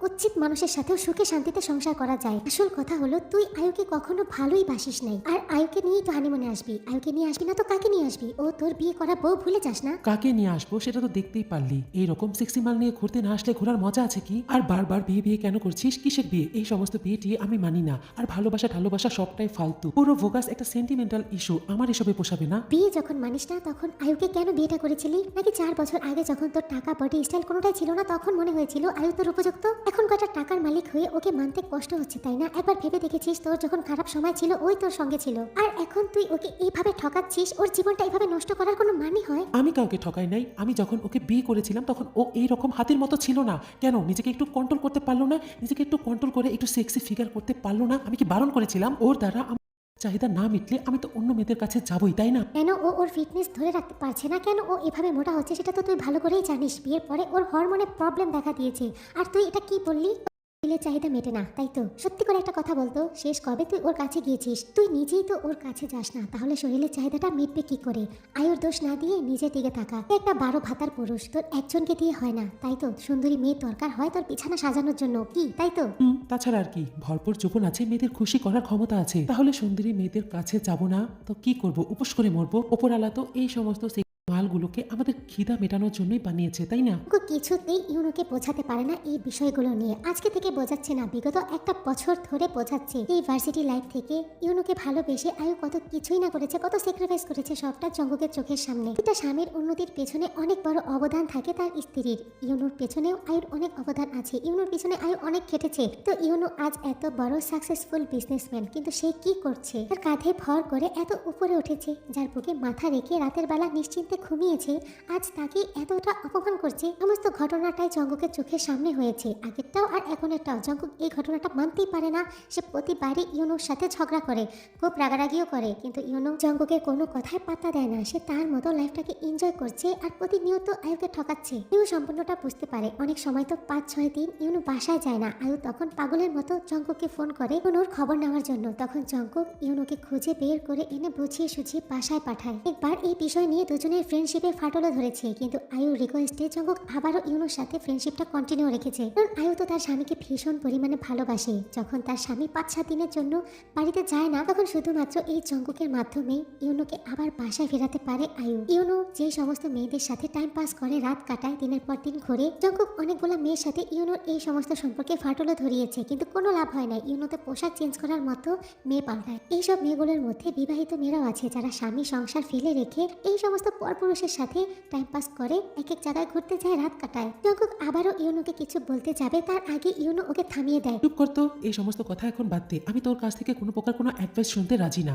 আমার বউ আমাকে বুঝতে দে। আর যদি ওর জন্য এতই দরদ হয়, তাহলে তোর সুন্দরী বউটাকে আমাকে দিয়ে আর আমার বউটা নিয়ে তুই থাক। দেখবি তখন আমি অন্য কোনো মেয়েদের দিকে তাকাবই না। কি থাকতে রাজি আছিস? জঙ্গক একেবারে চুপ হয়ে যায়। এই কথার উত্তরে কি বলা উচিত সেটা খুঁজেই পাচ্ছে না ও। কি হলো, এখন চুপ করে আছিস কেন? দেখেছিস, ওই হাতির সাথে থাকার কথা শুনে তোর মুখটা একেবারে বন্ধ হয়ে গেছে, আর আমি তো ওর সঙ্গে থাকছি। তাহলে ভেবে দেখ আমার অবস্থাটা কি হয়। চুপ হয়ে গেলাম, ওর সঙ্গে থাকতে পারবো না সেই জন্য না, আমি তো। চুপই থাক, এই বিষয় নিয়ে আমি আর কোনো কথাই শুনতে চাচ্ছি না। জঙ্গক আরো কিছু বলতে চাইলে ইউনো ওকে আর কিছুই বলতে দেয় না। যাই হোক, সরি ভাই, আমার জন্য তোর হানিমুনের মূল্যবান সময়টুকু নষ্ট হলো। ভাবিকে একা রেখে আমার কথায় ছাদে চলে আসতে হলো। I am extremely very sorry brother. দুজনের মধ্যে মন কষাকষির পরিস্থিতিটা বদলানোর জন্য ইউনো কথাটা বলে, সরি টরি বাদ দিতে ইউনো, তোকে আমি এই সমস্ত কথা সরি শোনার জন্য বলি নাই। তোকে আমি এই সমস্ত কথা বলেছি কারণ আমি চাই তুই একটু আয়ুকে নিয়ে ভাব। যদি জানতে পারে তুই এখানে অন্য একটা মেয়েকে নিয়ে হানিমুন করতে এসেছিস, তখন ও অনেক কষ্ট পাবে। প্লিজ দোস্ত, এখন একটু ভালো হয়ে যা। ভেবে দেখবো। এখন এই সমস্ত কথা বাদ দিয়ে আসল কথায় আয়। হানিমুনের পরবর্তী প্ল্যানটা কি? তো জঙ্গক একেবারে চুপ করে দাঁড়িয়েছিল, চুপচাপ ইউনোর এই সমস্ত পরকীয়া সম্পর্ক আর আয়ুর জীবনটা নিয়ে ভাবছিল। বেশ খানিকক্ষণ সময় পরে জঙ্গক উত্তর দিল, এমন কোনো প্ল্যান নাই, এখন তেকে নিয়ে একটু বাইরে যাব, সমুদ্রের ধারটায় ঘুরবো। তের অনেক দিনের ইচ্ছা সমুদ্রের বুকে সূর্যাস্ত দেখার। তারপর সন্ধ্যায় রুমে চলে আসবো। রাতের বেলা ক্যান্ডেল লাইট ডিনারের প্ল্যান আছে, সমস্তটা বলা আছে হোটেলে, ওরা সমস্তটা ব্যবস্থা করে দেবে। তারপর ডিনার শেষ করে সোজা রুমে চলে যাব। কি রে শালা, তোর প্ল্যানের মধ্যে আমি কোথাও নাই দেখছি। মানে কি কি বলতে চাচ্ছিস তুই? কিছুই তো বুঝতে পারলাম না। মানে বলতে চাচ্ছি, তোর প্ল্যানের মধ্যে এই বন্ধুর জন্য একটু সময় রাখিস নাই দেখছি। কোথায় আমি ভাবলাম দুই বন্ধু মিলে ড্রিঙ্কস করব, আড্ডা দিব, আর রাত মজানোর জন্য তো লিসা আছেই। কিন্তু আমি তো তেকে বলে দিয়েছি রাতের বেলা আমরা ক্যান্ডেল লাইট ডিনার করব, আর এখন যদি বারণ করে দিই তাহলে ওর খুব খারাপ লাগবে ভাই। দোস্ত, তোরা তো এখানে 2 দিন থাকবি, তাহলে কালকে ক্যান্ডেল লাইট ডিনারটা করে নিস, আমি তো সকালেই চলে যাব। তো ভাই আজকে রাতটা না হয় আমরা ড্রিঙ্কস আর মেয়ে নিয়ে একটু এনজয় করি। প্লিজ দোস্ত, ভাবিকে বুঝিয়ে কিছু একটা বলে দিস। কি হবে না? পারবি না? হবে, কিন্তু ওকে তো মিথ্যা বলতে হবে। মেয়েটা অনেক আশা নিয়ে বসেছিল, ওর খুব খারাপ লাগবে। তোর জন্য না হয় একটু মিথ্যা কথাই বললি, আর কোনো কথা শুনতে চাই না। আজ রাত 9টার সময় ছাদে দেখা হচ্ছে। কিভাবে ম্যানেজ করবি তুই জানিস, আমি জানি না। দেখছি কি করা যায়। কি করা যায় মানে করতে হবে। ভেবে দেখ একবার, এমন একটা সুন্দর রোমান্টিক জায়গায় এসে লিসার মতো একটা সেক্সি মাল কি পাবি কখনো? এত বড় সুযোগ কি হাতছাড়া করা যায়? ধুর, ফালতু কথা বলিস না তো। তোর লিসাকে তোর কাছেই রাখ, আমার কোনো প্রয়োজন নাই। আমি শুধু ড্রিঙ্কস পার্টি পর্যন্তই অ্যাটেন্ড করব, পেট পার্টিতে না, মনে রাখিস। এমনিতেই আমার মদ খাওয়াতে একেবারে পছন্দ না। ঠিক আছে, দেখা যাবে ওর যৌবনের সামনে তুই কতক্ষণ নিজেকে আটকে রাখতে পারিস। ভেবে দেখিস, এইরকম আইটেম কিন্তু আর কখনো পাবি না। এখন ঘরে যা, ভাবি অনেকক্ষণ ধরে অপেক্ষা করছে। যাচ্ছি। তবে তার আগে একটা কথা বলতো, তুই যে বলেছিস বলেছিলি আমাদের ঘর থেকে আওয়াজ শোনা যায়, তুই কি আমাদের ঘরের সামনে গিয়েছিলি? গিয়েছিলাম তো। আমি তো গিয়েছিলাম তোকে সারপ্রাইজ দেওয়ার জন্য, কিন্তু তোর দরজার সামনে দাঁড়িয়ে আমি নিজেই সারপ্রাইজ হয়ে গেলাম। তোর থেকে কি সমস্ত নোংরা আওয়াজ আসছিল, তাই আর দরজায় নক করি নাই। কে জানে ঘরে ঢুকে দেখতে পেলাম তুই আর তে বিনা বস্ত্রে বিছানায় আছিস। সেই দৃশ্য কি আমার জন্য সুখকর হতো? বাল, উল্টাপাল্টা কথা বলিস না তো, আমি আসছি, হয়তো রাতে দেখা হবে। কথাটি বলেই জঙ্কুক চলে গেছে। রাত 9টা বাজে। হোটেলের গার্ডেনে একটা 3 সিটের টেবিলে সামনাসামনি বসে আছে ইউনো আর জঙ্কুক। আর একটা সিট খালি। একটু আগে ওয়েটার এসে ওদের টেবিলে ড্রিঙ্কস রেখে গেছে। শরীরের সঙ্গে একেবারে টাইট শর্ট একটা লাল স্কার্ট পরে জঙ্কুকের শরীরের সাথে শরীর ঘেঁষে দাঁড়িয়ে আছে লিসা। গার্ডেনের আধো আধো ঝিমঝিম লাইটের আলোতে মাঝে মাঝে লিসার শরীরের উন্মুক্ত অংশগুলো জ্বলজ্বল করে উঠছে। লিসাকে পাশে দাঁড়িয়ে থাকতে দেখে জঙ্কুকের ভীষণ অস্বস্তি হচ্ছিল। বারবার সে শুধু দু বাহু নাড়াচাড়া করছিল। লিসা জঙ্কুকের কাছ থেকে সরে এসে টেবিলে রাখা ড্রিঙ্কস গুলো হাতে নিয়ে একটা গ্লাস জঙ্কুকের দিকে দেয়, আরেকটা গ্লাস ইউনোর দিকে পাড়িয়ে দেয়। এইরকম হার্ড ড্রিঙ্কস দেখে জঙ্কুক আপত্তি জানালে ইউনো ওকে পুরুষত্বের খোঁচা মেরে বলে, দূর বেটা, সোডা ছাড়া কি ড্রিঙ্কস করতে পারিস না? তুই কি বাচ্চা আছিস? তুই নিশ্চয়ই এখন আর বাচ্চা নোস। ইউনোর কথা শুনে জঙ্কুকের একটু ইগোতে লাগে। সে ড্রিঙ্কসের গ্লাসটা হাতে তুলে নেয়, কটকট করে পুরো এক গ্লাস ড্রিঙ্ক শেষ করে ফেলে। সে ইউনো আর জঙ্কুকের জন্য আরো 4 গ্লাস ভর্তি ড্রিঙ্কস বানায়, আবারও ওদের সামনে দেয়। জঙ্কুক আরেকটা গ্লাসও খালি করে ফেলে। লিসা নিজের চেয়ার থেকে উঠে গিয়ে সোজা অনুর কোলে গিয়ে বসে পড়ে। দু বন্ধু নিজেদের ড্রিঙ্কসের গ্লাস দুটো চার্জ করে আবারও ঢকঢক করে গিলতে শুরু করে। পুরো বাগান জুড়ে রং বেরঙের ঝিমঝিম করা লাইটের আলো, তার সাথে হালকা রোমান্টিক মিউজিক। ওদের আশেপাশে আরো মানুষ আছে, কিন্তু সবাই জোড়ায় জোড়ায়, কেউই প্রেমিক প্রেমিকা, কেউ আবার বিবাহিত। প্রত্যেকে যা তার মতো রোম্যান্স করতে ব্যস্ত। হঠাৎ করে ইউনোর একটা হাত নেমে আসে লিসার উরুর উপর। আস্তে আস্তে হাতটা বিরাজ করতে থাকে লিসার ঠোঁট থেকে শরীরে। নেশার চোখে জঙ্কুক সামনে বসে সবটা দেখছিল। ইউনো একটাবার জঙ্কুকের মুখের দিকে তাকায়, তারপরে হাতে রাখা বিয়ারের গ্লাসটা ঢেলে দেয় লিসার মুখে। সবটুকু বিয়ার লিসার ঠোঁট ছুঁয়ে শরীর ছুঁয়ে ছুঁয়ে পড়তে থাকে। বিয়ারে ভিজে লাল থেকে খয়েরি হয়ে ওঠে লিসার উপরের পোশাকের অংশটুকু। জঙ্কুক এই দৃশ্য থেকে নিজের চোখটা বারবার সরানোর চেষ্টা করলেও সম্পূর্ণরূপে সফল হতে পারে না। বারবার ওর চোখ চলে যাচ্ছিল লিসার ওই লাল রঙের পোশাকের উপর। জঙ্কুকের দৃষ্টির উপস্থিতি লক্ষ্য করে ইউনোর হাতটা যেন আরো বেশি অস্থির হয়ে পড়ে লিসার উপর। নানা ভঙ্গিতে বারবার বিচরণ করতে থাকে জঙ্কুকের দৃষ্টি আকর্ষণ করার জন্য। একটা করে গ্লাস খালি হতেই লিসা আবারও পুনরায় দুজনকে গ্লাস ভরে দিচ্ছিল। যখনই দ্বিতীয়বারের মতো ইউনোর কোলে বসতে চায় লিসা, তখনই ইউনো বলে ওঠে, জঙ্কুক একা বসে আছে, ওর কাছে গিয়ে একটু বসো ডার্লিং। এই না না না, আমার কাছে আসার দরকার নাই, ও তোর কাছেই ঠিক আছে। পৃথিবীর কোন পুরুষটা চায় না এইরকম একটা মদ পার্টিতে একটা মেয়েকে কোলে বসিয়ে আদর করতে? জঙ্কুকেরও খুব ইচ্ছা করছে এই মুহূর্তে। জঙ্কুক অনেক হট ফিল করছে, কিন্তু তের প্রতি ওর ভালোবাসা আর শ্রদ্ধা থেকেই ওর মনের বিরুদ্ধে গিয়েও ও অমত জানাচ্ছে। পূরণ হওয়ার বাসনায় অমত জানানোর তীব্রতা খুব একটা জোরালো হয় না। আর তার উপরও জঙ্কুক প্রচুর পরিমাণে ড্রাঙ্ক, কিন্তু জঙ্কুকের প্রচুর পরিমাণে রাগ হচ্ছিল। আজকে নতুন না, ইউনোর উপরে ওর এইরকম রাগ প্রায় হয়। ইউনোর এই সমস্ত মেয়েদেরকে নিয়ে লটর পটর ওর একেবারে পছন্দ না। কিছুটা রাগ লিসার উপরেও হচ্ছে। লিসার নাকি আবার সংসারও আছে। কি করে পারছে স্বামী সংসার ছেড়ে এইরকম পরপুরুষদের সাথে ফুষ্টি নষ্টি করতে? ইউনো আবারও লিসাকে বলে জঙ্কুকের কাছে আসতে। জঙ্কুক আপত্তি করতে যাবে, ঠিক সেই সময় লিসা জঙ্কুকের কাছে এসে ঠোঁটে আঙুল রেখে বলে, জঙ্কুক বেবি একটুই তো বসবো। কথাটি বলে লিসা জঙ্কুকের কোলে বসে পড়ে। সঙ্গে সঙ্গে মোবাইলটা বেজে ওঠে। মোবাইলটা হাতে নিয়ে তে নামটা দেখার সঙ্গে সঙ্গে লিসাকে একটা ধাক্কা মেরে কোল থেকে ফেলে দেয় জঙ্কুক। মোবাইলটা কানে নিয়ে বলে, 5 মিনিটের মধ্যে আসছি। যতটুকু সময় বরাদ্দ করে দিয়েছিল তে, সময়টা পার হয়ে গেছে। জঙ্কুক বুঝতে পারে। টেবিল থেকে ড্রিঙ্কস সাজানো একটা ট্রে হাতে তুলে নিয়ে ইউনোর কাছ থেকে বিদায় নিয়ে ওখান থেকে চলে যায় একটা বারের জন্য, আর লিসার দিকে তাকায় না। কাল রাতের এই সমস্ত কথা বিছানায় বসে মাথা নিচু করে ভাবছিল জঙ্কুক। ওর সমস্তটা মনে পড়ে গেছে। আসলে ও তো তের সাথে এই সমস্ত কিছু করতে চায় নাই। ও প্রচুর পরিমাণে ড্রাগস ছিল। তার উপরে ইউনো আর লিসার এই সমস্ত ফষ্টি নষ্টি দেখে ও প্রচুর পরিমাণে রেগেও ছিল। লিসার একটা সংসার আছে, স্বামী আছে, ইউনোরও সংসার আছে। তারপরেও নিজেদের বউদের স্বামীদের ঠকিয়ে এভাবে দূরে এসে ওরা কিভাবে এই সমস্ত ফষ্টি নষ্টি করতে পারে? হ্যাঁ, পুরুষ মানুষরা নিজেদেরকে কন্ট্রোল করতে পারে না, তাদের অনেক সাফার করতে হয়। কিন্তু লিসা, সে তো একজনের বিয়ে করা বউ, সে কিভাবে পারে স্বামীর সংসার রেখে এসে পর পুরুষের সাথে, তার থেকে বড় কথা একটা বিবাহিত পুরুষের সাথে এই সমস্ত কাজ করতে? আর তার উপর আয়ুর বিষয়টা ভেবেও জঙ্কুক অনেকটা আপসেট ছিল, যে কারণে সমস্ত স্ট্রেস, সমস্ত রাগ লিসা মনে করে তের উপরে ঢেলেছে। জঙ্কুক জঙ্কুক দু হাত মাথায় চেপে বিছানার কোনায় বসে পড়েছে। চোখ দিয়ে তার অনবরত পানি পড়ছে, বুকটা ফেটে যাচ্ছে। এর মুখের দিকে চোখ তুলে তাকাতে পারছে না। কি করে তাকাবে? দেখে সে নিজে এতটা ক্ষত বিক্ষত করে ফেলেছে সেটা সে নিজেও মানতে পারছে না। নেশার ঘরে এতটা নৃশংসভাবে অত্যাচার করেছে যেটা ভেবে তার নিজেরই গাটা শিউরে উঠছিল। কারণ এই বিষয়টা নিয়ে জঙ্কুক প্রচুর পরিমাণে আপসেট ছিল। লিসার উপরেও তার প্রচন্ড রাগ ছিল, কারণ লিসাকে সে আগে অনেকবার রিকোয়েস্ট করেছে, কিন্তু লিসা কখনোই জঙ্কুকের কথায় পাত্তা দেয় নাই। লিসা তো সরাসরি বলেই দিয়েছে ইউনো যতদিন ওকে ওর কাছে ডাকবে সে ততদিন যাবে। লিসাকে রিকোয়েস্ট করে যখন কোনো লাভ হয় নাই তখন জঙ্কুক লিসার হাজবেন্ডের সাথে কথা বলে। তো সেখানে গিয়ে কথা বলেও কোনো লাভ হয় না, কারণ কায়ো এই কোয়ালিটিরই। বউকে নিয়ে এক এক পার্টিতে যায় আর নিজের বউকে অন্য পুরুষদের সামনে প্রেজেন্ট করে, তাকে লেলিয়ে দেয়। লোক পয়সাওয়ালা লোকদের সাথে লিসার ওঠা বসা আছে সেটা তার হাজবেন্ড পুরোপুরি জানে, তবে কখনোই আপত্তি জানায় নাই। লিসা প্রচুর পরিমাণে পয়সা খসায় ওই সব লোকের পকেট থেকে, আর এই বিষয়ে কখনোই লিসার হাজবেন্ড তাকে আপত্তি করে নাই, কারণ সে তো সারাদিন ড্রিঙ্কস করতে ব্যস্ত।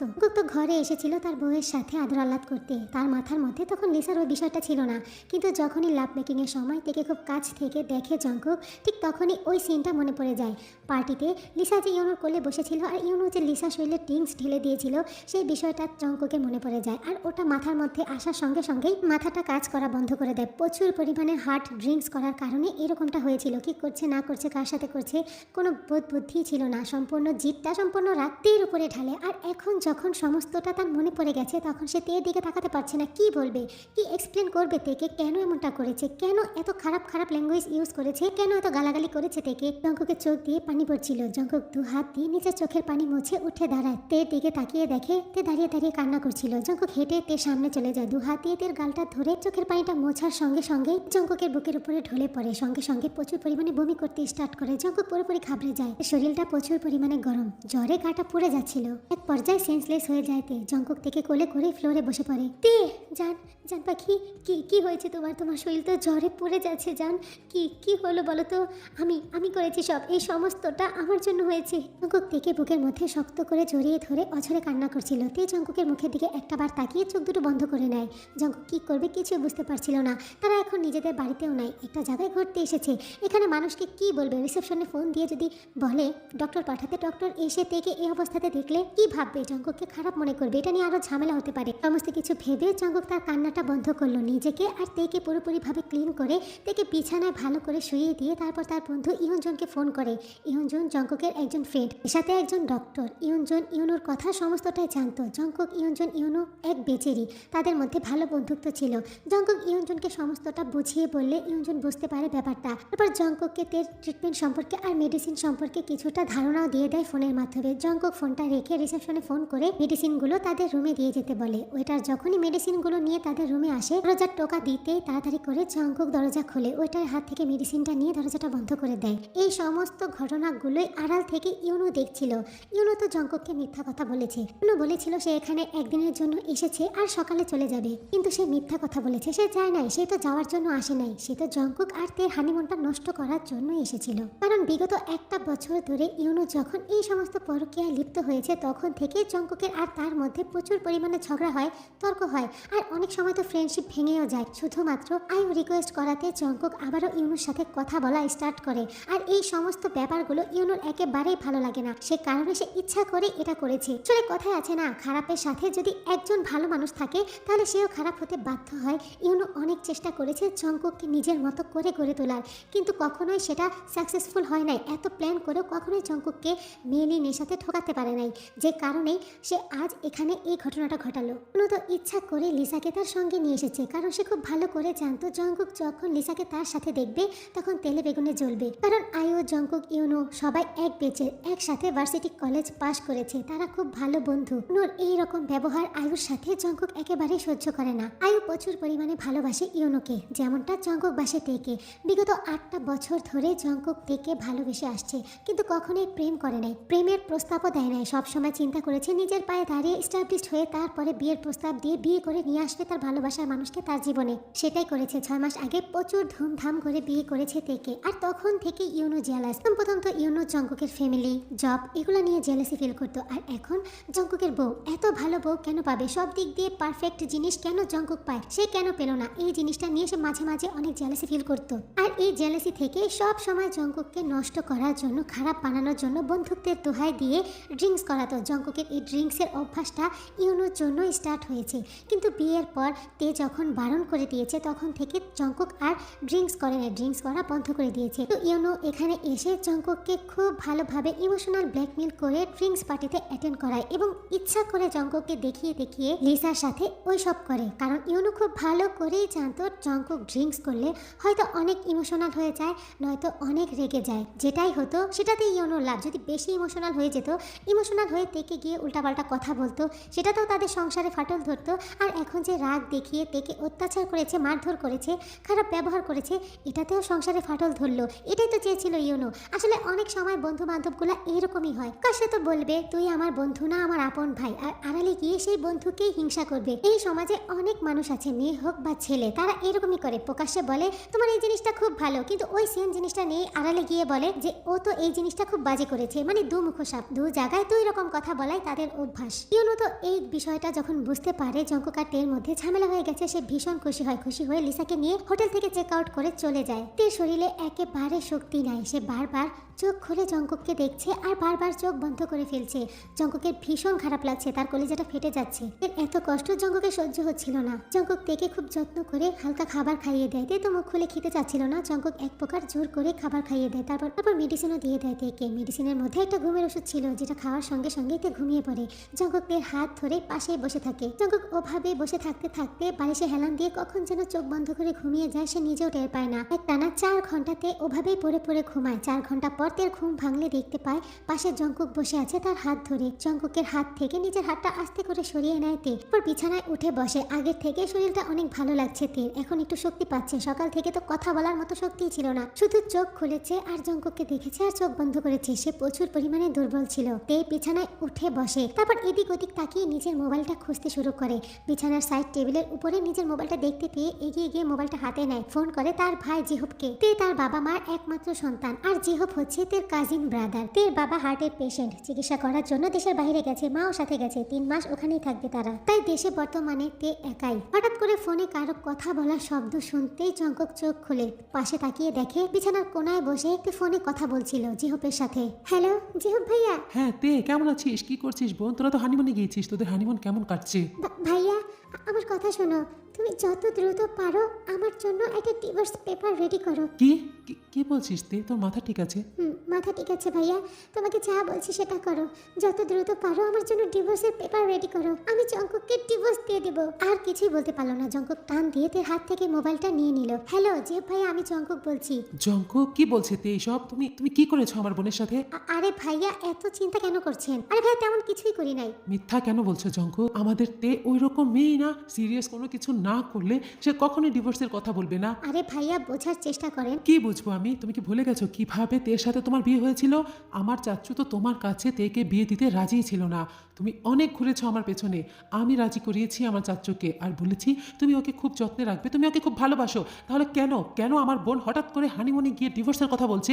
কি করেছো সত্যি কথা বলো। জঙ্কুক পুরোপুরি ঘাবড়ে গেছে জিহবের এই সমস্ত কথা শুনে। আর তে যে এইরকম একটা কাজ করবে জঙ্কুক বুঝতেই পারে নাই। জঙ্কুক ভাবেই নাই তে ঘুম থেকে উঠেই তার সাথে কোনো কথা না বলে এইরকম একটা ডিসিশন নিয়ে নেবে। তে জঙ্কুকের হাত থেকে মোবাইলটা কেড়ে নেওয়ার চেষ্টা করলে জঙ্কুক হাত দিয়ে তের মুখটা চেপে ধরে, তেকে একটা শব্দ করতে দেয় না। ফোনের ওপাশ থেকে তো জিহব চিৎকার করে জঙ্কুককে আর তেকে ডাকছিল, কিন্তু জঙ্কুক কোনো কথারই উত্তর দিচ্ছিল না। কয়েক মুহূর্ত চুপ করে থেকে জিহবকে কি বলবে সে কথাটা গুছিয়ে নেয় জঙ্কুক। তারপরে ফোনে বলে, আরে ভাইয়া আমি একটু আপনার বোনের সাথে মজা করেছিলাম, ওকে একটু জেলাসি ফিল করিয়েছিলাম, সে কারণে রাগ হয়ে এটা করছে। আরে ভাই বুঝতে পারেন না হানিমুনে এসেছি, একটু দুষ্টুমি তো বউয়ের সাথে করবই। সে যাই হোক, তুমি এমন দুষ্টুমি কেন করবে যে আমার বোন এতটা সিরিয়াস হয়ে কথাটা বললো? তুমি তেকে ফোন দাও, আমি তের সাথে কথা বলি। প্লিজ জিহব ভাইয়া কথাটা বোঝার চেষ্টা করেন। বউটা আমার উপরে অনেক রেগে আছে, এখন যদি আপনাকে ওর সাথে কথা বলাই ও আরো উল্টাপাল্টা কথা বলবে। আমি আগে আমার বউয়ের রাগটা ভাঙাই, তারপরে ও আপনাকে ফোন করে নেবে। আচ্ছা ঠিক আছে জঙ্কুক, আমি আধা ঘন্টা পরেই তেকে ফোন করব। আর এই আধা ঘন্টার মধ্যে আমি জানি না কি করে তুমি তোমার বউয়ের রাগ ভাঙাবে, কিন্তু আধা ঘন্টা পর যেন আমার বোনের মুখে এই কথাটা দ্বিতীয়বার শুনি না। যদি শুনতে পাই তাহলে তোমার খবর আছে। কথাটি বলেই জিহব ফোনটা কেটে দেয়। জঙ্কুক ফোনটা রেখে তের মুখের দিকে তাকায়। তের মুখ তো জঙ্কুক নিজের হাত দিয়ে চেপে ধরেছিল, কিন্তু এত সময় ধরে তে যে জঙ্কুকের হাতে কামড় দিচ্ছে সেটার অনুভূতি হচ্ছিল না জঙ্কুকের কিভাবে হবে। প্রচুর পরিমাণে মানসিক টেনশন আর ব্রেনের উপরে চাপ থাকার কারণে তার কোনো প্রকার ব্যথার অনুভূতি হচ্ছিল না। তের মুখ থেকে হাতটা সরায় জঙ্কুক। জান পাখি, এটা তুমি কি করছিলে? তুমি আমার সাথে কথা না বলে এত বড় ডিসিশনটা কি করে নিতে পারো? তোমার সাথে আমার কোনো কথা নাই জঙ্কুক, যা কথা হবে সমস্তটাই কোর্টে হবে। আমি তোমার সাথে সংসার করতে চাই না, আর তোমার সাথে এই প্রসঙ্গে আমি আরেকটা কথা বাড়াতে চাই না। আমি এক মুহূর্ত আর তোমার সাথে থাকতে চাই না, আমি আমার বাড়ি যেতে চাই। কি বলছো জান তুমি এসব? আমি তোমাকে ছাড়া কি করে থাকবো? তুমি জানো না আমি তোমাকে কতটা ভালোবাসি। তুমি আমাকে কতটা ভালোবাসো সেটা তো আমি দেখলাম, আর দেখতে চাই না। আমার দরকার নাই তোমার ভালোবাসার। প্লিজ দে, দয়া করে এভাবে বলো না। আমি সব সহ্য করতে পারবো, কিন্তু তোমার থেকে বিচ্ছেদ কিছুতেই সহ্য করতে পারবো না। অনেক কষ্ট করে আমি তোমাকে আমার জীবনে পেয়েছি। 8টা বছর আমি তোমাকে পাওয়ার জন্য অনেক অপেক্ষা করেছি। এত সহজে তুমি আমাকে ছেড়ে যেও না। কথাটি বলে জঙ্কুক অঝরে কান্না করে দেয় তের হাত ধরে। তের খুব খারাপ লাগছিল, সেও তো ভালোবাসে, ভালোবাসবেই না কেন? হ্যাঁ, 8 বছর ধরে ভালো না বাসুক, কিন্তু বিয়ের পর বেসেছে। জঙ্কুকের ভালোবাসাগুলোকে তে অনেক ভালোবেসেছে। জঙ্কুক ছাড়ো আমার হাত আর কান্না বন্ধ করো। কথাটি বলার সঙ্গে সঙ্গে জঙ্কুক থেকে একটা টান দিয়ে নিজের বুকে নিয়ে আসে, শক্ত করে জড়িয়ে ধরে কান্না করতে শুরু করে। কি হচ্ছে কি জঙ্কুক? ছাড়ো আমাকে। কেন কেন ছাড়বো? ছাড়বো না আমি তোমাকে। তুমি আমার বউ, তুমি আমার তে। আমি তোমাকে যেভাবে ইচ্ছা সেভাবে ধরতে পারি। তুমি কখনোই তোমার এই মুখ দিয়ে আমাকে ছেড়ে যাওয়ার কথা বলবে না। তে খুব ভালো নাটক করতে পারো জঙ্কুক, কিন্তু তুমি যত নাটকই করো তোমার কোনো প্রকার এই সমস্ত নাটকের প্রভাব আমার উপরে পড়বে না। তে প্লিজ এভাবে বলো না। আমি সত্যি তোমাকে অনেক ভালোবাসি, আমি নাটক করি না। তুমি আমাকে কেমন ভালোবাসো সেটা আমি কালকে হাড়ে হাড়ে টের পেয়েছি। তোমার ভালোবাসাগুলো ভালোভাবে উপলব্ধি করেছি আমি। আমার সাথে এই সমস্ত ড্রামা করো না তো। আরে তো আমাকে তোমার এই সমস্ত স্পর্শতে আমার গাটায় ঘিনঘিন করছে, প্রচুর পরিমাণে ঘৃণা লাগছে। ইচ্ছা করছে কোরবানির গরুর মতো আমার শরীরের সমস্ত চামড়া আমি ছিলে ফেলি, যে জায়গায় তুমি টাচ করেছো। ছাড়ো আমাকে। এটি বলে তে জঙ্কুককে একটা ধাক্কা দিয়ে সরিয়ে দেয়। প্লিজ তে, এমন ব্যবহার কেন করছো? আমি মানছি আমি কালকে তোমার উপর প্রচুর পরিমাণে রুড হয়ে গিয়েছিলাম, প্রচুর পরিমাণে খারাপ বিহেভিয়ার করেছি, তোমার গায়ে হাত তুলেছি, তোমাকে টর্চার করেছি, কিন্তু আমিই তো করেছি। আমি তো তোমার হাজবেন্ড। আমার ভালোবাসাটা যদি ভালোবাসতে পারো, আমার প্রচুর পরিমাণে আদরগুলো যদি গ্রহণ করতে পারো, তাহলে আমার একটা রাতের রুড ব্যবহার, একটা রাতের খারাপ ব্যবহারকে তুমি হজম করতে পারছো না? প্লিজ তে, একটা বারের জন্য আমাকে মাফ করে দাও। আমি আর কখনো এরকম করব না। জঙ্কুক, আমাকে কি তোমার অশিক্ষিত মনে হয়, গাধা মনে হয়? তুমি কাকে কি বোঝাচ্ছ? তুমি আমার সাথে রুড ব্যবহার করেছো, আমাকে মেরেছো, অত্যাচার করেছো। তার থেকেও বড় কথা, তুমি কাল রাতে আমার সাথে মিথ্যা কথা বলেছো। ক্যান্ডেলার ডিনারটা ইচ্ছা করে ক্যান্সেল করেছো। তারপর ঘর থেকে কোথাও একটা চলে গিয়েছিলে, আর ওখান থেকে ফিরে এসে এইসব। আর এখন তুমি বলছো তুমি আমার হাজবেন্ড, আমাকে আদর করতে পারো, মারতেও পারো। হ্যাঁ মানছি, তুমি আমার হাজবেন্ড, তুমি আমাকে আদর করতে পারো, প্রয়োজনে আমাকে শাসনও করতে পারো, কিন্তু এর পেছনে কারণটা কি? আমার অপরাধটা কি? আমি এমন কি করেছি যে কারণে তুমি আমার সাথে এরকমটা করেছো? তুমি যদি আমার অপরাধটা বলতে পারো, আর সেটা যদি যথাযথ গ্রহণযোগ্য হয়, আমি ডেফিনেটলি তোমাকে মাফ করে দেবো। জঙ্কুক পলকহীন ভাবে তের মুখের দিকে তাকিয়ে আছে, তার মাথা কাজ করছে না। কি বলবে তেকে? সে কিভাবে তেকে বলবে? ওই মুহূর্তে তের মধ্যে সে অন্য নারীকে দেখছিল। এই কথাটা যদি তে জানতে পারে, তাহলে জঙ্কুক কেন, জঙ্কুকের 14 গোষ্ঠী তের পা ধরে বসে থাকলেও এই ডিভোর্স আটকাতে পারবে না। ফার্স্ট নাইটের দিন তে জঙ্কুকের কাছে একটাই প্রতিজ্ঞা নিয়েছিল, জীবনে যতদিন বেঁচে থাকবে জঙ্কুক শুধু তেকেই ভালোবাসবে। কখনো জঙ্কুকের কল্পনাতেও তের জায়গা জানি কেউই না নিতে পারে। যতদিন বেঁচে থাকবে তের প্রতি সে লয়াল থাকবে। আর তেকে জঙ্কুক এই প্রমিসই করেছিল। আর এখন যদি তে জানতে পারে চলে জঙ্কুকের মাথায় কি ঘুরছিল, জঙ্কুক কেন এটা করেছে, তাহলে তে সেটা কিছুতেই মানতে পারবে না। যদি এটা তে জানতে পারে, তাহলে তো জঙ্কুককে প্রশ্ন করবে যে সেই মেয়ের সাথে জঙ্কুক কি করছিল, তার সম্পর্কটা কি, তাকে সন্দেহ করবে। এই সমস্ত কথা ভেবে জঙ্কুক একেবারে চুপ করে বসেছিল, কারণ জঙ্কুকের হাত পা সব দিক দিয়েই বাধা। ইউনোর আর আয়ুর ব্যাপারটা পুরোপুরি সিক্রেট। আয়ু অনেক অনুরোধ করেছে জঙ্কুককে কখনোই কাউকে না বলতে। এটা কি বলার মতো কথা? কোনো নারী এই বিষয়টা প্রকাশ করতে চায় না। মানুষ শুনলে বলবে তুমি কেমন বউ, নিজের হাজবেন্ডকে কন্ট্রোল করতে পারো না? তোমার মধ্যেই ভুল আছে, তুমি কন্ট্রোল করতে পারো না দেখি তোমার স্বামী নানান মানুষের সাথে এইরকম সম্পর্ক করে বেড়ায়। তাই তো আয়ু জঙ্কুককে রিকোয়েস্ট করেছে কখনো যেন কাউকে এই সমস্ত কথা না বলে। কি হলো, চুপ করে কেন আছো? বলো আমাকে, কেন আমার সাথে এরকম করেছো? তে জান পাখি, প্লিজ আমাকে মাফ করে দাও, আমি আর কখনোই করবো না। কখনো করার জন্য কি আমি তোমার সাথে থাকবো জঙ্কুক? তে প্লিজ। জঙ্কুক থেকে আরো কিছু বলতে যাবে তার আগেই জঙ্কুকের মোবাইলে ফোন চলে আসে। মোবাইলের দিকে তাকিয়ে দেখে যেও ফোন দিয়েছে। আসলে তের মোবাইলটা তো জঙ্কুক সুইচ অফ করে দিয়েছে, সেখানে ফোন দিয়ে না পেয়ে জঙ্কুকের মোবাইলে ফোন করছিল। জঙ্কুকের হাত থেকে মোবাইলটা কেড়ে নেয় তে, তারপরে সোজা হেঁটে বেলকনিতে চলে যায়। পেছন দিক দিয়ে দরজাটা বন্ধ করে দেয়। রুম থেকে জঙ্কুক বারবার তেকে ডাকছিল, কিন্তু তে কোনো কথাই বলে না। মিনিট পর তে বেলকনি দরজা খুলে রুমে ঢোকে। জঙ্কুক তের সামনে এসে বলে, তাহলে কি ডিভোর্সটা ফাইনাল? সত্যি? সঙ্গে সঙ্গে জঙ্কুক তের পায়ের কাছে বসে পড়ে, কোমরের নিচে জড়িয়ে ধরে বলতে শুরু করে, প্লিজ জান, তুমি আমাকে এভাবে ভুল বোঝো না। আমি তোমাকে বলতে পারবো না কারণটা, আমি বলতে পারবো না। প্লিজ তুমি আমাকে মাফ করে দাও, আমি কখনোই করবো না আর এরকম। জঙ্কুক ছাড়ো আমাকে, না, আমি ছাড়বো না তোমাকে। ছাড়ো বলছি।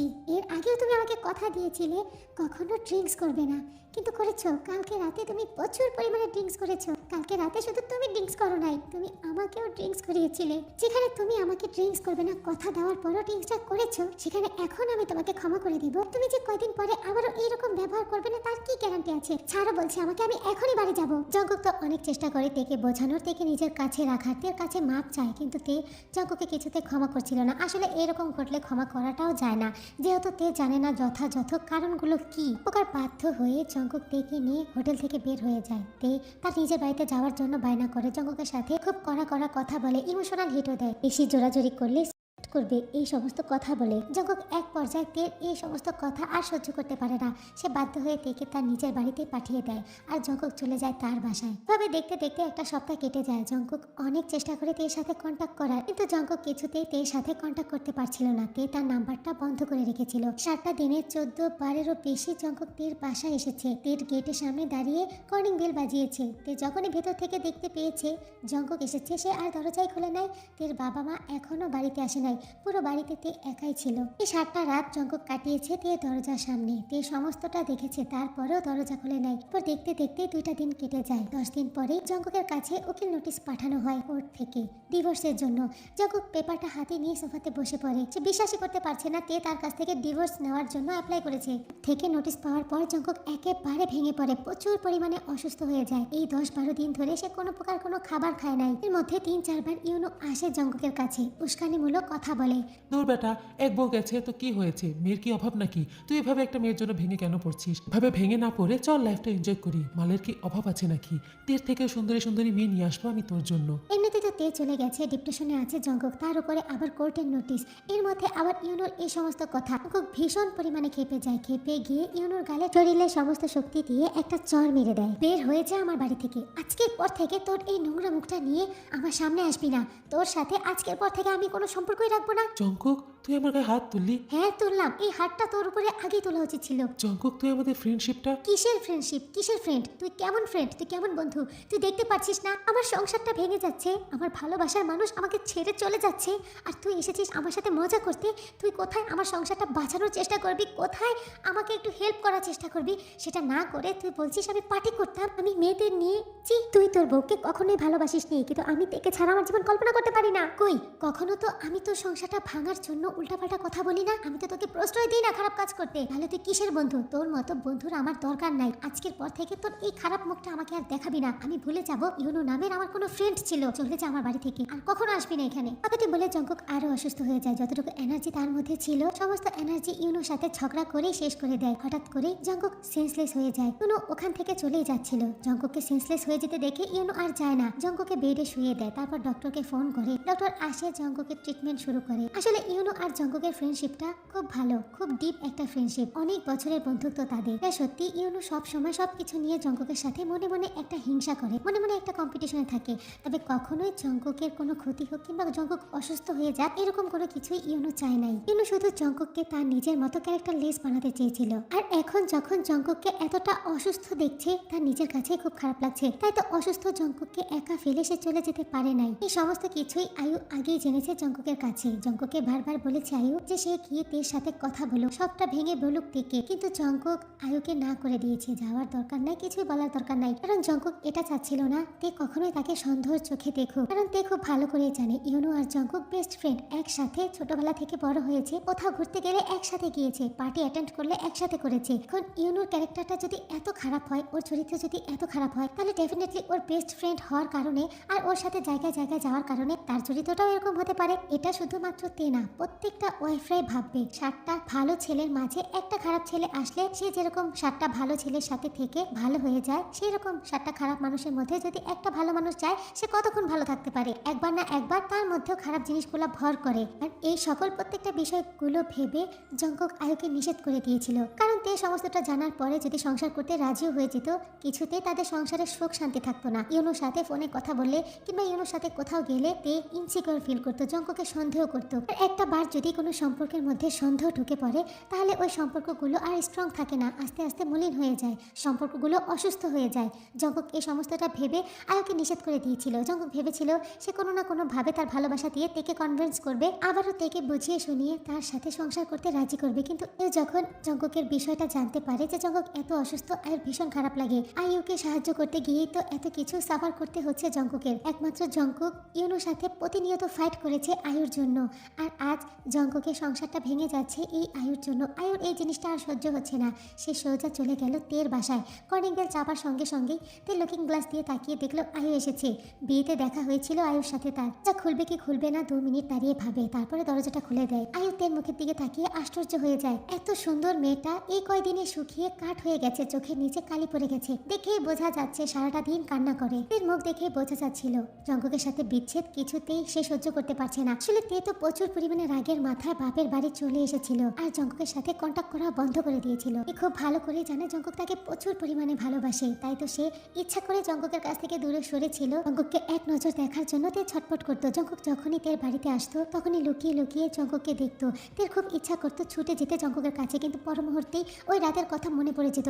আর তার থেকেও বেশি কষ্ট লাগতো ও রাতে এই রকম ব্যবহার কি কারণে করেছে, সেটা কেন তেকে বলে নাই এটা ভেবে। এই কয়দিনে যতটা বার জঙ্কুক এসে তে দরজার সামনে দাঁড়িয়েছিল কিংবা নিচে বসেছিল, ততটা সময়ই তে ওখানে দাঁড়িয়েছিল। যত সময় জঙ্কুক ওখান থেকে না যেত ততক্ষণ পর্যন্ত তে ওখানে দাঁড়িয়ে থাকতো। এমনকি জঙ্কুকের মুখ না দেখে তে খাবার পর্যন্ত খেত না, পানি পর্যন্ত খেত না। কিন্তু বিগত 4 দিন ধরে জঙ্কুক আসছে না, জঙ্কুক কেন আসছে না, এগুলো ভেবে প্রচুর পরিমাণে চিন্তাতেও পড়ে গিয়েছিল তে। সে তো ভেবেছিল আর এভাবে থাকবে না, জঙ্কুকের কাছে ছুটে যাবে। যতবারই জঙ্কুকের কাছে যাওয়ার জন্য তৈরি হয়, ঠিক ততবারই তার জঙ্কুকের দেওয়া আঘাতগুলোর কথা মনে পড়ে যায়। এক পর্যায়ে না পেরে তে ভেবেছে হয়তো উকিল নোটিশ পাঠালে জঙ্কুক সত্যটা বলে দিবে, জঙ্কুক তার কাছে এসে সব বলে দিবে ওই দিন রাতে জঙ্কুক কেন তার সাথে এইরকম ব্যবহার করেছে। কিন্তু সেটা হলো না। 3 দিন হয়ে গেছে উকিল নোটিশ পাঠানো হয়েছে জঙ্কুকের কাছে, কিন্তু জঙ্কুক এই বিষয়টির সাথে কোনো কথা বলতে আসে নাই, কোনো প্রকার কন্ট্যাক্ট করে নাই। তে ভেবেছিল উকিল নোটিশ পেলে তার কাছে ছুটে আসবে জঙ্কুক, তার সাথে কথা বলবে। কোনোটাই যখন হলো না তখন তে নিজেই ভেঙে পড়েছে, একেবারে নাওয়া খাওয়া বাদ দিয়ে চুপ হয়ে গেছে। লিভিং রুমের সোফাতে বসে আছে তে, সামনে বসে আছে আয়ু, আর পাশে বসে আছে আয়ুর চাচাতো বোন নেন্সি। সবাই চুপ, কেউ কোনো কথা বলছে না। তে আজকে আমি আমার জীবনের কিছু সত্য কথা তোমার কাছে বলতে এসেছি। আমি এর আগে কখনো কাউকে এই সমস্ত কথা বলি নাই। তুমি আমার বেস্ট ফ্রেন্ড জঙ্কুকের ওয়াইফ, তুমি বয়সে আমার ছোট বোনের মতো। আসলে কি বিশ্বাস করো, জঙ্কুকের কোনো দোষ নেই। তোমাদের সংসারে যত ঝামেলা হচ্ছে, যত অশান্তি হচ্ছে, সমস্তটার জন্য আমি দায়ী। আমার জন্যই আজকে তুমি এতটা কষ্টে আছো, আমার জন্য আজকে ওখানে জঙ্কুক এতটা অসুস্থ হয়ে আছে। তোমাদের এই বিবাহিত জীবনটা আমার জন্য পুরোপুরি ভেঙে যাচ্ছে। আপনি কি বলছেন? আমি আপনার কথা কিছুই বুঝতে পারছি না। কিভাবে বুঝবে? আমি তো এখনো তোমাকে কথাটা বলিই নাই। তুমি তো জানোই জঙ্কুক আর আমি খুব ভালো বন্ধু। বন্ধু বললে ভুল হবে, জঙ্কুক আমার ভাইয়ের মতো। কোনো আমি জঙ্কুক আমরা অনেক ক্লোজ ফ্রেন্ড। আর তাছাড়া ইউনো আমার হাজবেন্ড, সেটা তো তুমি জানো। আপু কিছু মনে করবেন না, এই সমস্ত কথা আমাকে কেন বলছেন? আমি এগুলো আগে থেকেই জানি। হ্যাঁ তে আমি জানি তো তুমি আগে থেকেই জানো, কিন্তু বিশ্বাস করো আমি এগুলো বলার জন্য এখানে আসি নাই। আমি যে কথাটা তোমাকে বলতে চাই সেটা বলার জন্য নিজেকে অনেক প্রিপেয়ার করছি। কিভাবে বলবো বুঝতে পারছি না, তাই এরকম উল্টাপাল্টা কথা বলছি। আপনি তো একটু আগে বললেন আমি আপনার ছোট বোনের মতো, তাহলে এত চিন্তা ভাবনা করার কি আছে? যেটা বলতে চান সরাসরি বলে ফেলেন। আসলে তে ওই রাতে তোমার আর জঙ্কুকের মধ্যে যা যা হয়েছে সমস্তটা আমি জানি। ও তো আপনি এখানে জঙ্কুকের হয়ে সাফাই গাইতে এসেছেন? না না বিশ্বাস করো এরকম কিছুই না। আমি তো তোমাকে সত্যটা বলতে এসেছি। কি সত্য? আমি তোমাকে কারণটা বলতে এসেছি, কেন জঙ্কুক তোমার সাথে ওই রকম বিহেভিয়ার করেছে, আর কেনই বা জঙ্কুক তোমাকে সত্যি কথাটা খুলে বলতে পারছে না। জি জঙ্কুক এতটা খারাপ, আমার সাথে যেটা করেছে সেটা আপনার কাছে কিভাবে শেয়ার করলো, কিভাবে আমাকে এতটা ছোট করলো আপনার সামনে? না তুমি ভুল বুঝছো, ও এরকম কিছুই করে নাই। না আমি এত সময় এত দিন ধরে ভুল বুঝে বসেছিলাম, ভেবেছিলাম ও আসবে, ও ওর ভুলটা এক্সপ্লেন করবে আমার কাছে, তারপর আমাকে ওর সাথে করে নিয়ে যাবে। কিন্তু ও কি করলো? ও আমার সাথে যেগুলো করেছে সেগুলো জনের কাছে বলে বেড়াচ্ছে। ও আমাকে এভাবে অপমান কিভাবে করতে পারে? না বিশ্বাস করো ও কারো কাছে কিছুই বলে নাই, শুধুমাত্র আমি জানি। তো আমাকে বলতে চাই নাই, আমি ওর কাছ থেকে জোর করে শুনেছি। আসলে আমার জন্য সমস্যাটা হয়েছে। আমার সংসারটা বাঁচানোর চেষ্টায় জঙ্কুক নিজের সংসারটাতেই অশান্তি সৃষ্টি করে দিয়েছে। মানে কি বলতে চাচ্ছেন আপনি? আসলে জানো তে কোনো নারী চায় না তার সংসারের গোপন কথাগুলো কারোর সাথে শেয়ার করতে, কিন্তু কি করব, আমি এমন একটা জায়গায় এসে দাঁড়িয়েছি, না পারি বিষয়গুলো লুকাতে আর না পারি কাউকে বলতে। তোমার সাথে জঙ্কুকের যে সমস্যাটা হয়েছে সেটার জন্য পুরোপুরি ভাবে ইউনো দায়ী, আর তার তার সাথে সমান তালে আমিও তাই। 4 বছর হয়েছে ইউনুর সাথে আমার বিয়ে হয়েছে। এর আগে 4 বছর আমি ওর সাথে প্রেম করেছি। প্রচুর পরিমাণে ভালোবাসি আমি আমার স্বামীকে। বিয়ের প্রথম 2 বছর আমরা খুব ভালোই ছিলাম, সুখী ছিলাম জানো। কিন্তু সমস্যা হলো 3 বছরের মাথায় আমার হরমোনের প্রবলেমের কারণে আমার ওয়েট বাড়তে শুরু করে। যতই দিন যাচ্ছিল আমি ততই মোটা হচ্ছিলাম। মোটা হতে হতে এক পর্যায়ে 50 কেজি থেকে পুরোপুরি 95 কেজি হয়ে গিয়েছি। ভালোবাসার মানুষের সাথে প্রথম 2 বছর চুটিয়ে সুখে সংসার করেছি। বিশ্বাস করো, এতটা ভালোবাসা, এতটা সুখ মনে হয় না আর বাকি জীবনও কখনো পাবো আমি ওর কাছ থেকে। কিন্তু 3 বছর চলাকালীন যখনই আমার হরমোনের কারণে আস্তে আস্তে ওয়েট বাড়তে শুরু হয়, তখনই দেখতে পাই ভালোবাসার মানুষের আসল রূপ। আমার ওয়েট বাড়ার সঙ্গে সঙ্গে শুরু হয় ইউনোর আমার প্রতি অবহেলা। প্রথম আমি বুঝতে পারতাম না ওর তাকানোর স্টাইল, কথা বলার স্টাইল, ডাইরেক্টলি ইনডাইরেক্টলি আমাকে অপমান করা। প্রথম আমি গায়ে লাগাতাম না বিশ্বাস। কিন্তু একদিন রাতে ও আমার সাথে এইরকম একটা ব্যবহার করে। কি করেছে? এর সময় হঠাৎ করে ও আমাকে লাথি মেরে বিছানা থেকে ফেলে দিয়েছিল আর বলেছিল আমি মোটা, আমার পেট মোটা, আমার উরু মোটা। আমার সাথে লাভ মেকিং করে আমার মিনিট হয়ে ও সুখ পায় না, শান্তি পায় না। আমাকে নাকি ওর কাছে একটা মাংসের দলা মনে হয়। আমার সাথে নাকি ও সুখ পায় না। আমাকে দেখতে নাকি লাগে না, আমাকে দেখতে আন্টি আন্টি মনে হয়। আমার সাথে পেট করতেও ওর রুচিতে বাধে। বিশ্বাস করো, সেই দিন ওর মুখ থেকে এই সমস্ত কথা শোনার পর আমার খুব কষ্ট হচ্ছিল। আমার বুকের মধ্যে অনেক যন্ত্রণা হচ্ছিল। আমি তখন বুঝতে পেরেছিলাম আমি ওর বলা যে কথাগুলোকে ঠাট্টা মনে করে হেসে উড়িয়ে দিতাম, সেগুলো ঠাট্টা ছিল না, সেগুলো ওর মনের কথাই ছিল। ও যে আমাকে ডাইরেক্টলি ইনডাইরেক্টলি স্বাস্থ্য নিয়ে খোঁটা মেরে অপমান করে কথা বলতো, আমি কখনোই সিরিয়াসলি নিই নাই। কিন্তু ওই ঘটনার পর থেকে আমি প্রচুর পরিমাণে সিরিয়াস হয়ে গেলাম। আসলে বিয়ের আগে ফিটনেস মেনটেন করাটা অনেক সহজ, কিন্তু একটা মেয়ের বিয়ে হয়ে যাওয়ার পর ফিটনেস মেনটেন করাটা অনেক কঠিন একটা ব্যাপার। তারপরেও নিজে নিজে প্রতিজ্ঞা করলাম যত কষ্টই হোক সংসার করার ফাঁকে ফাঁকে আমি নিজের ফিটনেসটা আবার মেনটেন করব, আবারও আগের মতো হয়ে যাব। আবারও আমি আমার স্বামীর কাছ থেকে আমার ন্যায্য সম্মানটুকু আদায় করেই ছাড়বো। কারণ আমি আমার স্বামীকে প্রচুর পরিমাণে ভালোবাসি আর আমি চাই সারা জীবন আমার স্বামী শুধু আমাকেই ভালোবাসুক। আমি ওর দিক থেকেও একটু চিন্তা করে দেখলাম, সত্যিই তো আমার স্বাস্থ্যের জন্য হওয়ার সময় অনেক প্রবলেম হয়। যদিও ওর ওই রকম কথাগুলোতে আমি প্রচুর পরিমাণে হার্ট হয়েছি, তারপরেও তো আমি ভালোবাসি। ভালোবাসা মানুষের জন্য নিজেকে আবারও তার মনের মতো করে গড়ে তুলবো, এটা ভেবে আমি ডায়েট করতে শুরু করলাম। ওয়েট লস করার জন্য আমি এক্সারসাইজ, প্রচুর পরিমাণে ব্যায়াম করতে শুরু করলাম। প্রতিদিন নিয়ম করে আমি সমস্ত কিছু মেনটেন করতাম। একদিন রাতে ঘুমাচ্ছি, গভীর রাতে হঠাৎ করেই আমার ঘুমটা ভেঙে যায়, গলাটা শুকিয়ে যাচ্ছিল, প্রচুর পরিমাণে পানির পিপাসা পাচ্ছিল। আমি উঠে বেড সাইডের টেবিল থেকে পানি নিয়ে এক গ্লাস পানি খাই। তারপর আমি একটু ওয়াশরুমে যাওয়ার জন্য বিছানা থেকে নামি। ওয়াশরুমের দরজা পর্যন্ত হেঁটে যেতেই আমি বেলকনি থেকে কারো কথা বলার শব্দ পাই। আমি তো ভয় পেয়ে যাই, এত রাতে বেলকনিতে কথা কে বলে। তাড়াতাড়ি করে আমি ইউনুকে ডাকতে চাই, কিন্তু গিয়ে দেখি বিছানা ফাঁকা। আসলে পানির পিপাসার কারণে আমি বিছানায় উঠে পানি খেয়ে বিছানা থেকে নেমেছিলাম ঠিকই, তো আমি ওই পাশ ফিরে আমার হাজবেন্ড বিছানায় আছে কি নাই সেটার লক্ষ্য করি নাই। বিছানাটা ফাঁকা দেখে আমি সঙ্গে সঙ্গে ঘড়ির দিকে তাকিয়ে দেখি 4:45 বাজে। এত রাতে বিছানা কেন ফাঁকা থাকবে? আমার হাজবেন্ড কোথায়? তখন আমার মনে পড়ে ব্যালকনিতে কার কথা বলার শব্দ পেয়েছিলাম। সঙ্গে সঙ্গে আমার বুকের মধ্যে অজানা একটা ব্যথা শুরু হতে লাগলো। আমার মাথাটা যেন কেমন ঘোরাচ্ছিল, মনে হচ্ছিল যে আমি একটা জায়গায় দাঁড়িয়ে আছি আর চারপাশে সবকিছু ঘুরছে। ব্যালকনির দিকে এক পা করে পা আগাচ্ছি আর ভাবছি যাওয়াটা কি ঠিক হবে? আমি ওখানে গিয়ে যদি আপত্তিকর কিছু শুনি তাহলে সেটা কি আমি হজম করতে পারবো না? নিজেকে অনেক শক্ত করে আমি ব্যালকনির দরজার সামনে গিয়ে দাঁড়ালাম। সঙ্গে সঙ্গে আমার কানে ভেসে আসলো আমার হাজবেন্ডের অন্য মেয়েদের সাথে অশ্লীল কথাবার্তা। ওর কথাগুলো শুনে দিব্যি বোঝা যাচ্ছে যে আর কোনো কিছুই বাকি নাই, আটকে রাখার মতো কিছুই নাই। সমস্ত বাঁধন ও ছিঁড়ে ফেলেছে। লিমিট ক্রস হওয়া হয়ে গেছে অনেক আগেই। আমার হাজবেন্ড অন্য মেয়ের সাথে হট সেশন কমপ্লিট করে এসে আবার ওটা নিয়ে আলাপ করছিল, কথা বলছিল, দুজন হাসাহাসি করছিল। আমার নিঃশ্বাস বন্ধ হয়ে যাচ্ছিল। আমি দাঁড়িয়ে দাঁড়িয়ে ওই সমস্ত কথা আর শুনতে পারছিলাম না। পেছন দিকে ঘুরে যখন আমি এক পা বাড়ালাম, সঙ্গে সঙ্গে হাজবেন্ডের মুখ থেকে আমি এরকম একটা কথা শুনলাম, যেটা শোনার পর আমার মনে হচ্ছিল যে আমি এখনই মরে যাব। আমাকে নিয়ে কথা বলছিল এই মেয়েটার সাথে, আমি মোটা, আমার সাথে সুখ পায় না, শান্তি পায় না, আমার সাথে থেকে নাকি কোনো প্রকার কোনো ফিলিংসই হয় না। আমাকে নিয়ে, নিজের ওয়াইফকে নিয়ে বাহিরের একটা মেয়ের সাথে সমালোচনা করছিল। প্রতিনিয়ত আমাকে ছোট করে কথা বলছিল, আমাকে নিচা দেখিয়ে কথা বলছিল। কে জানো? আমার হাজবেন্ড, যাকে আমি 8 বছর ধরে ভালোবেসেছি। আমি কাকে ভালোবাসলাম, কার জন্য আমি এত করলাম, আমি কিছুই বুঝতে পারছিলাম না আমি কি করব। জানো তো, এই সমাজে মেয়েরা অনেক নিরীহ, অনেক কিছু তাদের মুখ বুঝে সহ্য করতে হয়। এই মুহূর্তে শুধুমাত্র জঙ্কুক আমাকে সামলেছে। জঙ্কুক যদি না থাকতো আমি তো কবে সুইসাইড করে মারা যেতাম। জঙ্কুক আমাকে অনেক বুঝিয়েছে আমি যেন উল্টাপাল্টা কিছুই না করি, আমি যেন একটু ধৈর্য ধরি। ইউনো ঠিক একদিন ওর ভুল বুঝতে পারবে। ইউনো ঠিক আজে বাজে এই সমস্ত মেয়েদের সাথে সম্পর্ক না রেখে একদিন সংসারী হয়ে যাবে। আমি অবলা নারী, কি করব? মাটি কামড়ে পড়ে আছি আমি আমার স্বামীর ঘরে। কি করব আমি বলো তো? আমার ভাগ্যটা কেন এতটা খারাপ হলো? প্লিজ আপু তুমি কেঁদো না। কাঁদবো না তো কি করবো বলো? যাকে আমি এতটা ভালোবেসেছি সে আমাকে রেখে অন্য মেয়েদের সাথে। কোনো স্ত্রী কি এটা মেনে নিতে পারে বলো? কেউই পারে না। প্রথম প্রথম তো ও লুকিয়ে এসব করতো, কিন্তু যত দিন যেতে শুরু করলো ও আমার সামনে এসব করতে শুরু করেছে। আমি যে জলযন্ত্র একটা মানুষ, ওর সাথে সংসার করছি, এক ছাদের নিচে থাকছি, ওর চোখের সামনে থাকছি, ও আমাকে যেন দেখেও দেখে না। আমার সাথে তো বিছানা অনেক আগেই আলাদা করে দিয়েছে। তুমি জানো তে, ওকে চড়িয়ে না ধরলে তো আমার ঘুমই আসে না। এমন তো অনেক ঘটেছে। আমি যখন ওকে ছাড়া ঘুমাতে পারতাম না তখন আমি আমার রুম থেকে বের হয়ে ও যে রুমে থাকে ওই রুমে চলে যেতাম। আমি ওর পাশে গিয়ে শুয়ে পড়তাম। কিছু মুহূর্তের পরে দেখতাম ও আমার পাশে নাই, ও আবার ওই রুমটাও পরিবর্তন করতো। আমি যে রুমে থাকতাম ও ওই রুমে আসতো না। ওর কাছে আমি গেলে ওখান থেকে চলে যায়। একদিন বারবার করে ওর কাছে যাচ্ছিলাম দেখে ও আমার হাত ধরে টেনে নিয়ে ব্যালকনিতে রেখে রুমের ভেতর দিক দিয়ে দরজাটা বন্ধ করে রেখেছিল। শীতের রাত, আমার গায়ে শীতের পোশাকও ছিল না। আমি তো নাইট ড্রেস পরে বিছানায় গিয়েছিলাম। সারা রাত আমি ব্যালকনিতে দাঁড়িয়ে রয়েছি। ওর আমার প্রতি একটু করুণাও হয় নাই। ভালোবাসাটা তো অনেক আগেই শেষ হয়ে গেছে, কিন্তু মানুষের প্রতি তো মানুষের একটা মনুষ্যত্ব থাকে।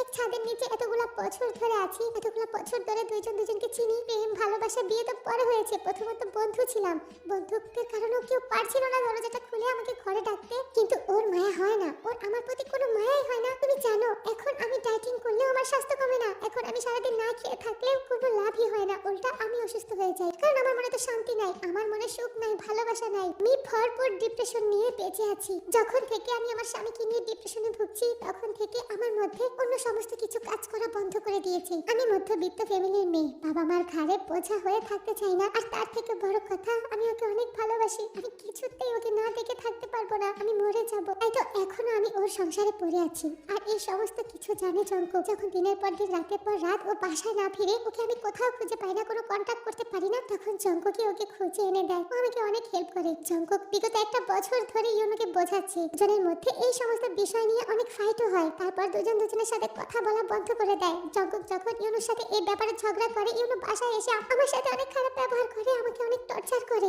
আমি অনুরোধ করেছি জঙ্কুককে যেন ইউনোর সাথে ফ্রেন্ডশিপটা কন্টিনিউ রাখে। আর আজকে এই ইউনোর জন্যই আর আমার জন্যই তোমাদের মধ্যে এত ঝামেলা। তোমরা যেখানে হানিমুন করতে গিয়েছিলে সেখানে ইউনো গিয়েছিল বর্তমানে ওর যে বেড পার্টনার তাকে নিয়ে। আর ওই দিন রাতের বেলা ওরা ড্রিঙ্কস পার্টি করেছিল। সেখানে জঙ্কুককে ইউনো প্রচুর পরিমাণে হার্ড ড্রিঙ্কস করায় আর ওর সামনে ওই মেয়েকে নিয়ে অনেক অশ্লীলতা করে, যেটা ও সহ্য করতে পারছিল না। আর তাই তো থামো থামো প্লিজ, প্লিজ চুপ করো। আমি এর আগে আর কিচ্ছু শুনতে চাচ্ছি না। প্লিজ তুমি থামো আপু। এটাই সত্যিতে ইউনো ইচ্ছা করে তোমাদের হানিমুন আর তোমাদের সংসারটা নষ্ট করার জন্য এগুলো করেছে। তাই তো এত জায়গা থাকতে ও ওই মেয়েটাকে নিয়ে তোমাদের ওখানে কেন গিয়েছে? কারণ ইউনো খুব ভালো করে জানতো জঙ্কুক এই সমস্ত কিছু পছন্দ করে না। আর ওই লিসা নামের মেয়েটার সাথে জঙ্কুকের অনেকবার ঝগড়া হয়েছে এই সমস্ত ব্যাপারে।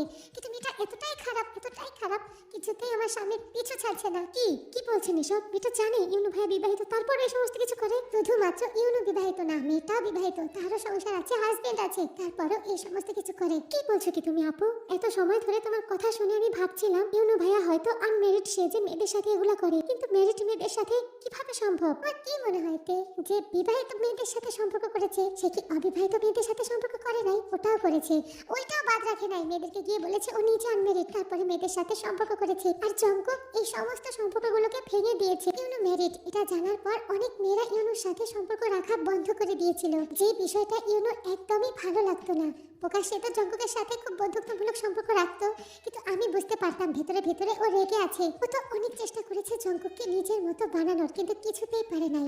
শেষমেশ দেখো কি কাজটা করলো, ও জঙ্কুকের সংসারটা ভেঙে দিল। এই তো এত সময় ধরে নিজের দুঃখের কথাগুলো তের সাথে শেয়ার করছিল, আর কি বিষয় নিয়ে ওদের মধ্যে ঝামেলাটা হয়েছে সেটা পুরোপুরিটা ভেঙে বোঝালো তেকে। তারপর এক পর্যায়ে তের হাত ধরে বলে, এ বিশ্বাস করো তোমার হাজবেন্ড হাজবেন্ড অনেক ভালো ছেলে, সোনার টুকরা ছেলে, ওর মতো ছেলেই হয় না।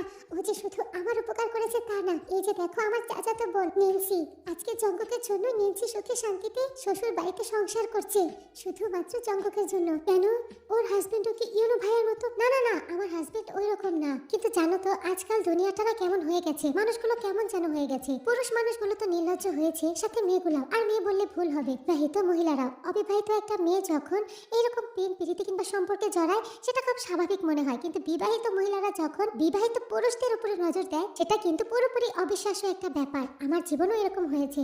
আমি আমার হাজবেন্ডকে অনেক ভালোবাসি, আমরা দুজন দুজনকে ভীষণ ভালোবাসি। আমি ছোট মানুষ, আমিও পড়াশোনা করি, আমার হাজবেন্ডও পড়াশোনা করে, ও ভার্সিটিতে পড়তো। আমরা প্রেম করি, তারপরে পারিবারিক ভাবে আমাদেরকে বিয়ে দিয়ে দেয়। আমার হাজবেন্ড ভার্সিটিতে পড়া অবস্থায় রাজনীতিও করতো। এই বিষয়ে আমার তেমন কোনো আপত্তি ছিল না, আমি অনেক ভালোবাসতাম। আর তাছাড়া অল্প বয়সে এরকম মানুষ করেই, ছেলেরা অল্প বয়সে এরকম একটু করবেই, আমি সেটা ভেবে সমস্তটা স্বাভাবিকভাবে নিতাম। তবে আমার হাজবেন্ডের সোশ্যাল অ্যাকাউন্টগুলোর পাসওয়ার্ড সবটা আমার কাছে থাকতো। একদিন হঠাৎ করে আমি আমার হাজবেন্ডের মেসেঞ্জার চেক করে দেখি একটা মেয়ে ওকে অনেক নোংরা নোংরা মেসেজ করে, ওকে ওর সাথে করার জন্য প্রস্তাব দেয়, অবৈধ সম্পর্ক করার জন্য প্রস্তাব দেয়।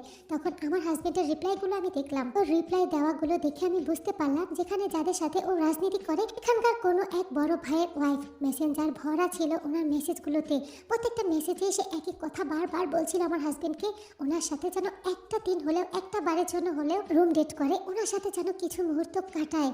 উনি অনেক হট হট পিকচারও সেন্ড করছিল আমার হাজবেন্ডকে করার জন্য। আমার তো মাথায় আকাশ ভেঙে পড়লো। একটা মেয়ে, একটা বিবাহিত মেয়ে কিভাবে করতে পারে এগুলা? নিজের স্বামী আছে, সংসার আছে, তারপরেও আমার হাজবেন্ডের দিকে কোনো নজর কিভাবে দিতে পারে? আমি অনেক ভয় পেয়ে গেলাম। সারাদিন তো আমি আর ওর সাথে থাকি না, আমি কিভাবে ওকে চোখে চোখে রাখবো? আর তাছাড়া রাজনীতি করার জন্য অনেক পার্টি অ্যাটেন্ড করতে হয়, তখন যদি ওই মেয়েটা ওকে করার চেষ্টা করে, আমি প্রচুর পরিমাণে ভয় পেয়ে যাই। আয়ু আপুর সাথে আমি আমার জীবনের সমস্ত কিছুই শেয়ার করতাম। এই বিষয়টা নিয়ে ও ছাড়া আমার শেয়ার করার মতো আর কেউই ছিল না।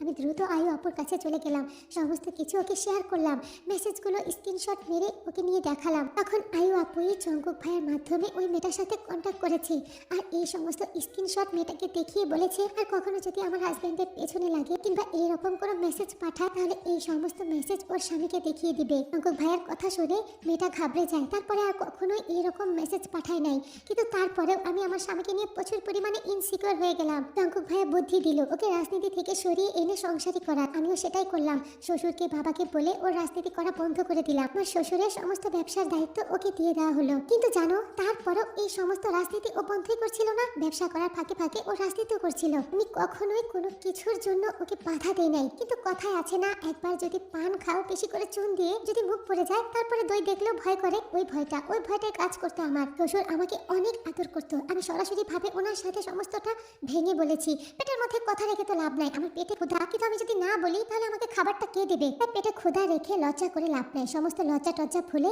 ইনডাইরেক্ট ভাবে শ্বশুরকে সবটা খুলে বললাম। শ্বশুর ব্যাপারটা বুঝতে পারলো, দেশে রেখে তার ছেলেকে রাজনীতির কাছ থেকে দূরে রাখতে পারবে না, তাই তো বিজনেস করার জন্য দেশের বাইরে পাঠিয়ে দিয়েছে। এখন জানো তুমি, আমি অনেক শান্তিতে আছি। হ্যাঁ, এটা সত্যি, আমার স্বামী আমার কাছে নাই, ওকে আমি অনেক মিস করি, কিন্তু তারপরেও আমি খুশি। কারণ সবাই বলে ওর যে বয়সটা, এই বয়সটাতে ছেলেরা একটু উল্টাপাল্টা কাজ করে ফেলে, কিছুটা ভার ঠিক হয়ে গেলে, কিছুটা বয়স বেড়ে গেলে সংসারী হয়ে যাবে। আর তুমি জানো এই সমস্ত কিছুর বুদ্ধি কে দিয়েছে? জঙ্গক ভাইয়া। জঙ্গক ভাইয়ার বুদ্ধিতে আজকে আমি এত বড় বিপদের হাত থেকে বেঁচে গেছি। কারণ পুরুষ মানুষ নিজেকে বেঁধে রাখতে পারে না। হ্যাঁ, আমার হাজবেন্ড আমাকে অনেক ভালোবাসে, তারপরেও সামনে যদি কেউ এসে ওকে সিডিউস করতো, ও তো নিজেকে কন্ট্রোল করতে পারতো না। একটা মেয়ের যতটুকু ধৈর্য থাকে, একটা ছেলে ততটুকু ধৈর্য থাকে না। মেয়েরা অনেক কিছু সহ্য করতে পারে, কিন্তু ছেলেরা পারে না। তে আপু, আমি জানি না তোমার সাথে জঙ্গক ভাইয়ার কি সমস্যা হয়েছে, কিন্তু তারপরেও আয়ু আপু তোমার কাছে আসছিল, তাই আমি চলে আসলাম। আর আয়ু আপু যখন তোমার সাথে এই সমস্ত কথা বলছে তখন আমি বুঝতে পারলাম যে নিশ্চয়ই এরকম কিছু একটাই হয়েছে। হয়তো আমাদের মতো হয় নাই, কিন্তু অন্য কিছু হয়েছে। যেটাই হয়েছে, তোমার কাছে ছোট বোন হিসেবে আমি একটা অনুরোধই করি। জঙ্গক ভাইয়া অনেক অসুস্থ, সে তোমাকে অনেক ভালোবাসে, তাকে আমি অনেক রেসপেক্ট করি আমার বড় ভাইয়ের মতো। তোমাদের জন্য আমি একটা প্রার্থনাই করি, তোমাদের মিসআন্ডারস্ট্যান্ডিং গুলো যেন তাড়াতাড়ি শেষ হয়ে যায়। তুমি ছোট বাচ্চা না, তোমাকে বোঝানোর মতো আর কিছুই বাকি রাখি নাই আমি।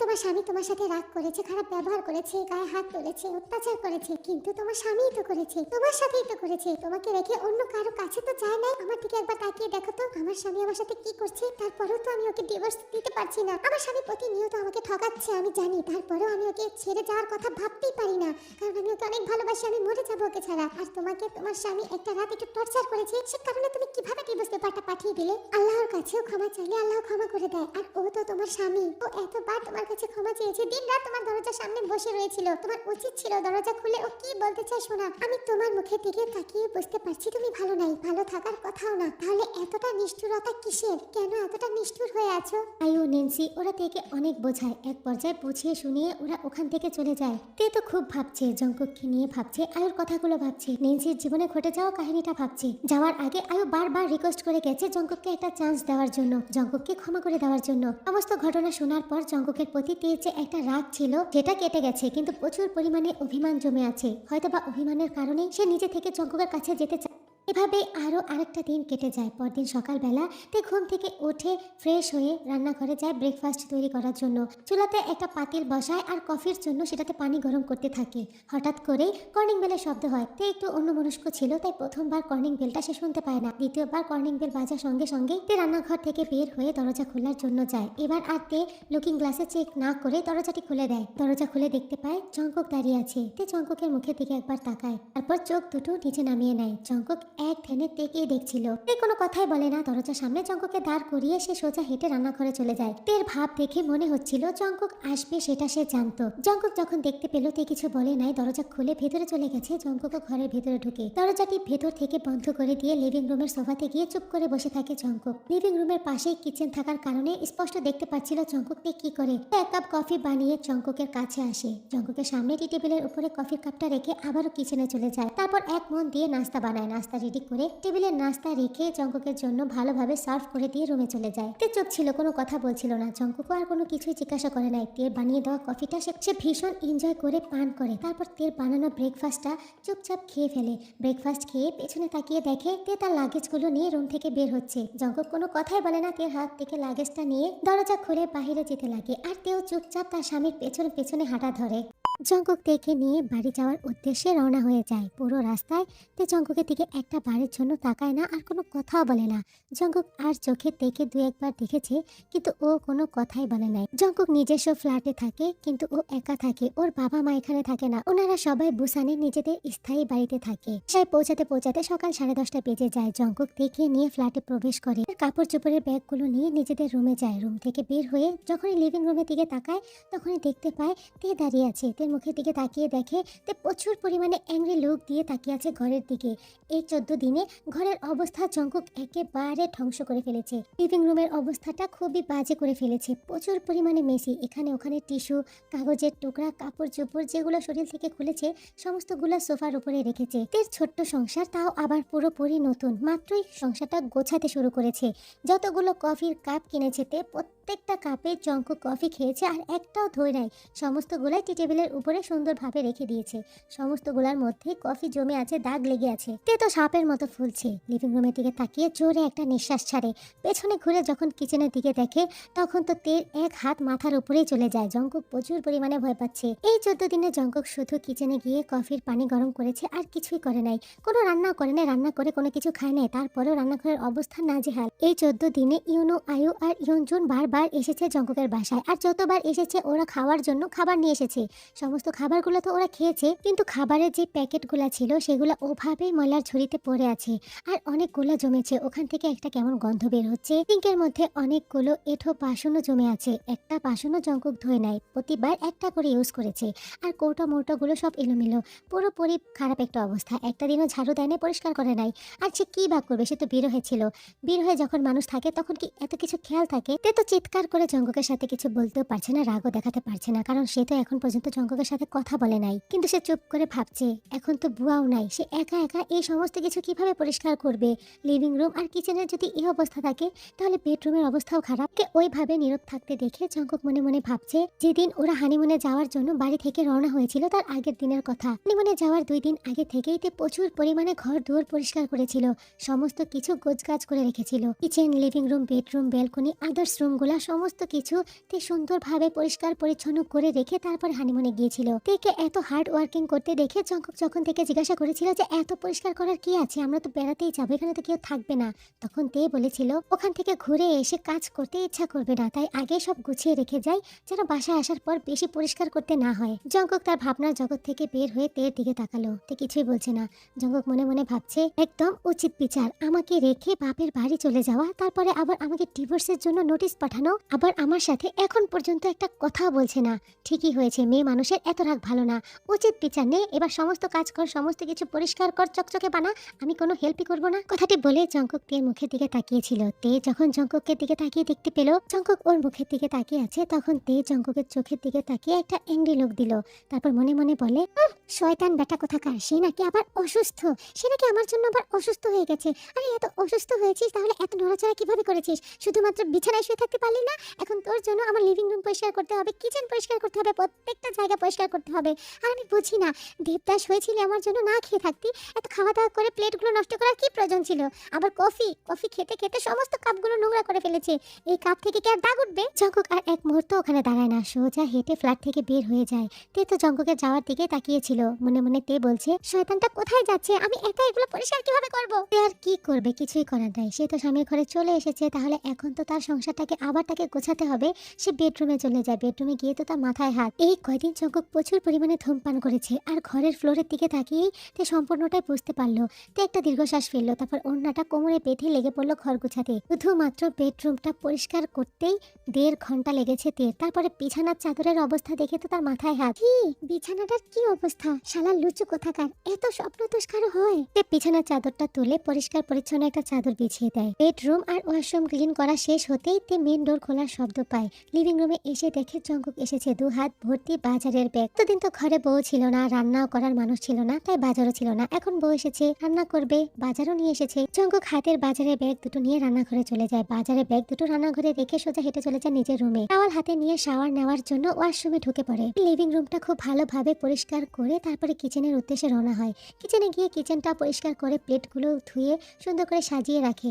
সমস্ত কিছু গোছগাছ করে বাজারের ব্যাগটা খোলে। বাজারের ব্যাগ খোলার সঙ্গে সঙ্গে তের তো চিৎকারে চলে আসে, সে পারছে না, এখন কান্না করে দেবে। অন্যদিকে জঙ্কুক শাওয়ার নিচ্ছে আর শাওয়ারের নিচে দাঁড়িয়ে দাঁড়িয়ে খুব হাসছে। তার প্রচুর পরিমাণে হাসি আসছে। 14 দিন পর আজকে সে মন খুলে হাসছে। কারণটা হচ্ছে তে যে জঙ্কুকের সঙ্গে এখন পর্যন্ত কথা বলল না, তার উপরে জঙ্কুককে সে ডিভোর্সের জন্য নোটিশ পাঠিয়েছে। এই দুইটা ব্যাপার নিয়ে জঙ্কুক তের উপরে অভিমান করেছে। সে কারণে ইচ্ছা করে বাজার থেকে দেশি মাগুর মাছ কিনে এনেছে। এখন এই দেশি মাগুর মাছ তো তের কাটতে হবে, আর তে তো মাগুর মাছ কাটতে খুব ভয় পায় জঙ্কুক জানতো, তাই তো সে ইচ্ছা করে কিনে এনেছে তেকে শিক্ষা দেওয়ার জন্য। আসলে শিং মাগুর এই সমস্ত মাছগুলো সবসময় বুয়া কেটেছে, আর যখন বুয়া থাকে না তখন জঙ্কুক কেটে দিয়েছে তেকে। তাই জঙ্কুক ভেবেছে আজকে তো বুয়া নাই। আর তে যতটা জিদি একটা মেয়ে, জঙ্কুক খুব ভালো করে জানে আজকে আর তে জঙ্কুকের কাছ থেকে হেল্প নেবে না, তো তে নিজে থেকে মাছগুলো কাটবে। আর এটাই ওর শিক্ষা। জঙ্কুক ওকে ঘরোয়া টেকনিকে শিক্ষা দিচ্ছে। তার পেছনে দুইটা কারণ। একটা হচ্ছে স্বামী হয়ে স্ত্রীর পা ধরে মাপ চাওয়ার পরেও কেন মাফ করলো না, কেন এতবার ওর বাড়ির সামনে ওর দরজার সামনে কাটিয়ে দিয়েছি, তারপরে দরজাটা খুলে নাই। সব থেকে বড় কথা, রাগ হয়েছে, অভিমান হয়েছে, যা কিছু হয়েছে তোর সাথে হয়েছে। তাই বলে সমস্যা সমাধান না করে, খোলাখুলি কথা না বলে কিভাবে ডিভোর্সের মতো ডিসিশনটা নিতে পারলো? অসুস্থ থাকার কারণে 6 দিন একটানা তের কাছে যেতে পারে নাই জঙ্কুক। সকালে ঘুম থেকে উঠেই তের বাড়িতে চলে গিয়েছিল। কর্নিং বেল চেপে ভেবেছিল আজও তে অন্য দিনের মতো দরজা খুলবে না, কিন্তু সমস্ত ধারণা ভুল হয়ে গেছে জঙ্কুকে। সে দরজা খুলেছে, জঙ্কুকের জন্য কফি বানিয়েছে, ব্রেকফাস্ট বানিয়েছে, আর তার থেকে বড় কথা জঙ্কুকের সাথে সে চলে এসেছে। এতটুক পর্যন্ত তো জঙ্কুক আশাই করে নাই। সে ভেবেছিল অন্য দিনের মতো আজকেও তার তের দরজার সামনে চুপ করে বসে থাকতে হবে। জঙ্কুক তো ভীষণ খুশি হয়ে গিয়েছিল। তেকে ঘরে রেখে যখন বাজারে যায় তখন আয়ুকে ফোন করে ব্যাপারটা বলতেই ফোনের ওপাশ থেকে আয়ুর কথা শুনে জঙ্কুক বুঝতে পারে যে আয়ু গিয়েছিল তেকে বোঝাতে। বাস, জঙ্কুকের মাথাটা আরো খারাপ হয়ে গেল। সে তো প্রচুর পরিমাণে অভিমান করেই ছিল তের উপরে, এখন অভিমানের উপরে একটু রাগও চেপে গেল। গোসলখানা শাওয়ারের নিচে দাঁড়িয়ে দাঁড়িয়ে জঙ্কুক এই সমস্ত কথাই ভাবছিল। জঙ্কুক বলে, আমি তোর স্বামী, তোর পা ধরে তোর কাছে মাপ চেয়েছিলাম, কিন্তু তুই আমাকে ক্ষমা করিস নাই। আর আমার বান্ধবী কিনা তোর কাছে গিয়ে তোকে একটু কবিতা আর ছড়া শোনালো, আর তুই তোতা পাখির মতো আমার সাথে চলে আসলি তো আসলি, এখন পর্যন্ত আমার সাথে একটা কথাও বলিস নাই। আমি তোর স্বামী, আমি তোকে প্রচুর পরিমাণে ভালোবাসি। তাই বলে এটা না যে তোকে আমি শাসন করবো না। ঠিক আছে, তুই আমার সাথে কথা না বলিস, কিন্তু এর শাস্তি তো তুই পাবি। এখন তুই মাগুর মাছ কাটবি, আর ওটা খুব ভালোভাবে আমার জন্য রান্না করবি। কিভাবে করবি আমি জানি না, কিন্তু তুই করবি। কথাগুলো ভেবে মনে মনে জঙ্কুক অনেকটা খুশি হচ্ছিল। জঙ্কুক শাওয়ার নেওয়া কমপ্লিট করে ওয়াশরুমে দরজাটি খুলে বাইরে বের হয় সঙ্গে সঙ্গে, ওরে বাবারে, কি ব্যথা, ইস রে আমার পাটা শেষ, আমার পাটা শেষ করে দিল। জঙ্কুক তার পা ধরে ফ্লোরে বসে পড়ে, পায়ের দিকে তাকিয়ে দেখে মাগুর মাছের কাঁটা তার পায়ে গেঁথে গেছে। জঙ্কুক সামনে দরজার দিকে তাকিয়ে দেখে তে দাঁড়িয়ে আছে। সে কোনো কথাই বলে না, এগিয়ে এসে জঙ্কুকের পায়ের পাশ থেকে মাছটা হাতে নিয়ে যখনই রুম থেকে বের হয়ে যেতে লাগে সঙ্গে সঙ্গে জঙ্কুক পেছন দিক দিয়ে অ্যাংরি টোনে বলে, আমি বুঝি না, আমি সব বুঝি, ফাজিল মেয়ে কোথাকার, ইচ্ছা করে এই কাজটা করা হয়েছে তাই না? এ তো চলে যাচ্ছিল মাছটা হাতে নিয়ে। জঙ্কুকের কথাটা শোনার সঙ্গে সঙ্গে পেছনে ফিরে হাতের মাছটা ছুঁড়ে মারে জঙ্কুকের পায়ের কাছে। সঙ্গে সঙ্গে জঙ্কুক এক লাফ দিয়ে উঠে দাঁড়িয়ে পড়ে আর ওখান থেকে সরে যায়। তেকে বলে, এই সমস্ত ঢং বাদ দিয়ে তাড়াতাড়ি যাও, আমার জন্য রান্না করো, আমার প্রচুর পরিমাণে ক্ষুধা লাগছে। এ তো নিচে থেকে সমস্ত কিছু রান্নার প্রস্তুতি নিয়েছিল, বাট জঙ্কুকের এই কথাটা শোনার সঙ্গে সঙ্গেই তার রান্না করার আগ্রহটাই চলে যায়। হাঁটতে হাঁটতে সোজা জঙ্কুকের সামনে চলে যায়, একেবারে কাছে চলে যায়, জঙ্কুকের চোখের দিকে এক নজর তাকায়। তের এইভাবে জঙ্কুকের এতটা কাছে আসাতে হঠাৎ করে আর এভাবে ওর মুখের দিকে তাকিয়ে থাকা দেখে জঙ্কুক তো পুরোপুরি মেল্ট হয়ে যায়। সে ভাবছিল তে এখনই তাকে জড়িয়ে ধরবে, কিস করবে, কিন্তু তে এমন কিছুই করে না। জঙ্কুকের পায়ের কাছ থেকে মাছটা তুলিয়ে নিয়ে সোজা কিচেনে চলে যায়। তো একেবারে চুপ, কোনো প্রকার কোনো কথাই বলে না। জঙ্কুক যে ইচ্ছা করে তাকে দিয়ে কাজ করাচ্ছে, ইচ্ছা করে তাকে দিয়ে এইরকম মাছ কাটাচ্ছে, সে সমস্তটাই বুঝতে পেরেছে। আসলে তখন মাছটাতে ইচ্ছা করে রুমে পাঠায় নাই, সে তো মাছ কাটতে পারে না। পাতিলে যখন মাছগুলো ঢালে সমস্ত মাছই জীবিত ছিল, যেহেতু মাগুর মাছ অনেক লাফালাফি করে। তে তো খুব শান্তভাবে মাছগুলো কাটছিল, কিন্তু হঠাৎ করে কখন যেন একটা মাছ পাতিল থেকে বের হয়ে তাদের রুমে চলে যায়, সেটা সে লক্ষ্যই করে না। তার তো তখন ধ্যান ফিরে যখন জঙ্কুক চিৎকার দেয়। একটু অভিমান করে আছে তে, তাই বলে রাগ করে নাই, কিন্তু কিভাবে কথা বলবে, কি কথা বলে হাজবেন্ডের সাথে কথা স্টার্ট করবে সেটাই বুঝতে পারছে না। এই রকম তের সাথে এই প্রথমবার হচ্ছে না। বিয়ের পরে যতবার বাপের বাড়ি বেড়াতে গেছে কিংবা যতবারই বাপের বাড়িতে 2-3 দিন থেকেছে, তারপরে যখন জঙ্কুকের সাথে সরাসরি দেখা হয়েছে ভীষণ পরিমাণে লজ্জা পেত তে। কি কথা বলবে, কি কথা বলে কথা স্টার্ট করবে সেটাই বুঝতে পারতো না। সমস্ত বারও জঙ্কুক নিচে থেকে তের কাছে এসেছে, নিজে থেকে তের সাথে কথা বলেছে, তারপরে তে উত্তর দিয়েছে, তারপর লজ্জা ভেঙে গেছে। কিন্তু এবার সেরকমটা হচ্ছে না। একে তো 14 দিন কাছে ছিল না, তার আগে একটা সমস্যা হয়েছে, আর তার মধ্যে আবার সে ডিভোর্সের জন্য নোটিশও পাঠিয়েছে। সমস্তটা ভেবে সে কি কথা বলবে বুঝতে পারছে না। তার উপরে তার তো আর লাভ ম্যারেজ না, অ্যারেঞ্জ ম্যারেজ। আর লাভ ম্যারেজ হলে কি অনেক সময় গ্যাপ পড়ে গেলে, সামনাসামনি দেখা হলে কিংবা আই কন্টাক্ট হলে কি বলবে কি করবে কিছু বুঝতে পারে না। কিছু সময় দুজনের মধ্যে লজ্জা কাজ করে, কিন্তু প্রত্যেকবারই জঙ্কুক নির্লজ্জের মতো তের কাছে গিয়েছে, তার সাথে কথা বলেছে, কোনো কাজ হলে হেল্প করেছে, কাজ করার বাহানায় তের সাথে রোম্যান্স করেছে। কিন্তু এইবার জঙ্কুক এমন কোনো কিছুই করছিল না, সেও অভিমান করেই ছিল তের উপর, সে কারণে তের কাছে আসছিল না। তে বুঝতে পারছিল ব্যাপারটা, সমস্তটাই বুঝতে পারছিল, কিন্তু তারপরও সে নিজে থেকে জঙ্কুকের কাছে যেতে পারছিল না, তাই তো চুপ করেছিল। তে সুন্দরভাবে জঙ্কুকের পছন্দ মতো সমস্ত রান্না বান্না করে, তারপরে ওয়াশরুমে চলে যায়। শাওয়ার নিয়ে ওয়াশরুম থেকে বের হতেই বিছানার দিকে তাকিয়ে দেখতে পায় জঙ্কুককে। জঙ্কুক বসে বসে ল্যাপটপে কি যেন করছিল। এর রুমের মধ্যে উপস্থিতি অনুভব করার সঙ্গে সঙ্গে জঙ্কুক তের দিকে তাকায়। এই জঙ্কুকের চোখের দিকে তাকিয়ে বুঝতে পারে জঙ্কুক নেশা নেশার চোখে তার দিকে তাকিয়ে আছে, পুরোপুরি একটা ঘোরের মধ্যে। হঠাৎ করেই তে মনে পড়ে যায় বিয়ের পরে যতদিন এই শাওয়ার নিয়ে গোসলখানা থেকে বের হয়েছে, সঙ্গে সঙ্গে খপ করে থেকে জড়িয়ে ধরেছে জঙ্কুক। তের ভেজা চুল আর ঠান্ডা শরীর জঙ্কুকের ভীষণ ভালো লাগে, প্রচুর পরিমাণে আকর্ষণ করে তাকে। অনেক সময় তো জঙ্কুকের পাগলামির মুখে পড়ে তেকে শুধুমাত্র টাওয়াল জড়িয়ে ওয়াশরুম থেকে বের হতে হয়েছে। জঙ্কুক তের ভেজা ঠান্ডা শরীরটা নিজের শরীরে অনুভব করতে বেশি পছন্দ করে। এটার মধ্যে তার অনেক আক্ষেপ, অনেক আকাঙ্ক্ষা। কতদিন ধরে তেকুক একসাথে আছে আর একসাথে ছিল, একটা দিনও জঙ্কুক এই বিষয়টা মিস করে নাই কিংবা ভুলেও যায় নাই। আজকেও জঙ্কুক তের দিকে তাকিয়ে আছে, আজকেও তে শুধুমাত্র টাওয়াল গায়ে জড়িয়ে ওয়াশরুম থেকে বের হয়েছে। সারাদিন এত পরিশ্রম করার পরে, রান্না বান্না করার পরে সে প্রচুর পরিমাণে ক্লান্ত ছিল। তাড়াতাড়ি করে ওয়াশরুমে ঢুকে যায়, সাথে কাপড় নিতে একেবারে ভুলে যায়। যদি জঙ্কুকের সাথে কথা বলতো তাহলে ওকে বলতো ওর কাপড় চোপড় দিতে, কিন্তু আজ কেউই কারোর সাথে কথা বলছিল না, যে কারণে তে বলে নাই। সে মনে করেছিল জঙ্কুক হয়তো লিভিং রুমে আছে। জঙ্কুক কোল থেকে ল্যাপটপটা সাইডে সরিয়ে রাখে, বিছানা থেকে 2 পা নামিয়ে বিছানায় বসে, 2 হাত দিয়ে বিছানার চাদর খামচে ধরে তের পায়ের পাতা থেকে মাথার চুল পর্যন্ত পর্যবেক্ষণ করছিল আর নিজের লোয়ার লিপ বাইট করছিল। তে যখন এটা দেখতে পারে, সে বুঝতে পারে জঙ্কুক পুরোপুরি তাকে দেখে হয়ে গেছে। ঠিক ওই মুহূর্তেই তের মনের মধ্যে একটা দুষ্ট বুদ্ধি কাজ করে। জঙ্কুক সকাল থেকে এখন পর্যন্ত ওকে দিয়ে অনেক কাজ করিয়েছে, তারপরে আবার তাকে একটু হেল্পও করে নাই। তাছাড়া আবার তাকে দিয়ে এত মাছ কাটিয়েছে, তাকে ধমক দিয়েও কথা বলেছে। তে ভাবলো সে এই সমস্ত কিছু রিভেঞ্জ নিবে জঙ্কুকের কাছ থেকে। জঙ্কুককে করে তে ইচ্ছা করে জঙ্কুককে দেখিয়ে দেখিয়ে ড্রেসিং টেবিলের সামনে যায় এবং ড্রেসিং টেবিলের সামনে যে মোড়াটা ছিল সেটার উপরে একটা পা তুলে দেয় আর পায়ে লোশন লাগাতে শুরু করে। তে আস্তে করে হাতে লোশন নিচ্ছিল আর তার পায়ের মধ্যে লাগাচ্ছিল। এক পা লাগানো শেষ করে আরেক পায়ে মাখছিল। খুব সফট ভাবে তার পায়ে লোশন লাগাচ্ছিল, আস্তে আস্তে স্পর্শ করে, আর বারবার আয়নার দিকে তাকিয়ে জঙ্কুককে দেখছিল। জঙ্কুক তো পেছনের খাটে বসে তের দিকে তাকিয়ে তাকিয়ে দেখছিল আর 2 হাতের তালু দিয়ে চাদরটা খামচে ধরেছিল। ভীষণ মজা লাগছিল জঙ্কুককে এইভাবে বসে থাকতে দেখে। তে ইচ্ছা করে মাথা থেকে টাওয়ালটা খুলে ফেলে আর লম্বা লম্বা চুলগুলো পেছনে ছেড়ে দেয়। চুল মোছার ওসিলাতে তে এপাশ থেকে ওপাশের চুল নাড়া দিচ্ছিল। চুল থেকে পানি ছিটে যাচ্ছিল জঙ্কুকের মুখে। জঙ্কুক তো পুরোপুরি হট। তে তো ইচ্ছা করে চিরুনিটা ফ্লোরে ফেলে দেয়, তারপর আস্তে করে নুয়ে চিরুনিটা ওঠায়। নিচু হওয়ার সঙ্গে সঙ্গে জঙ্কুকের সামনে তের বডিটা পুরোপুরি ভিজিবল হয়েছিল। কি করছোটা কি তুমি? এসব তাড়াতাড়ি করে ড্রেস চেঞ্জ করো আর আমাকে খাবার দাও, আমার প্রচুর পরিমাণে ক্ষুধা লাগছে। কথাটি বলে জঙ্কুক রুম থেকে বের হয়ে যায়। জঙ্কুককে এভাবে রুম থেকে বের হয়ে যেতে দেখে তের তো ভীষণ হাসি আসছিল। সে মনে মনে অনেক খুশি হয় জঙ্কুককে একটু হলেও সে জ্বালাতে পেরেছে। একটা শাড়ি পরে শর্ট হাতার ব্লাউজ দিয়ে পেটের দিকটা আর নাভি দিকটা একেবারে উন্মুক্ত ছিল। আঁচলটাও সে ভালোভাবে নেয় কোনো রকম বুকের উপরে রেখে দিয়েছিল। চুলগুলো খুলে ঠোঁটের মধ্যে হালকা লাল কালার লিপস্টিক দেয়। তাড়াতাড়ি গিয়ে জঙ্কুকের জন্য খাবার সার্ভ করে। জঙ্কুক থালি বাসনের শব্দ পাওয়ার সঙ্গে সঙ্গে লিভিং রুমের সোফা থেকে উঠে ডাইনিং টেবিলে এসে বসে।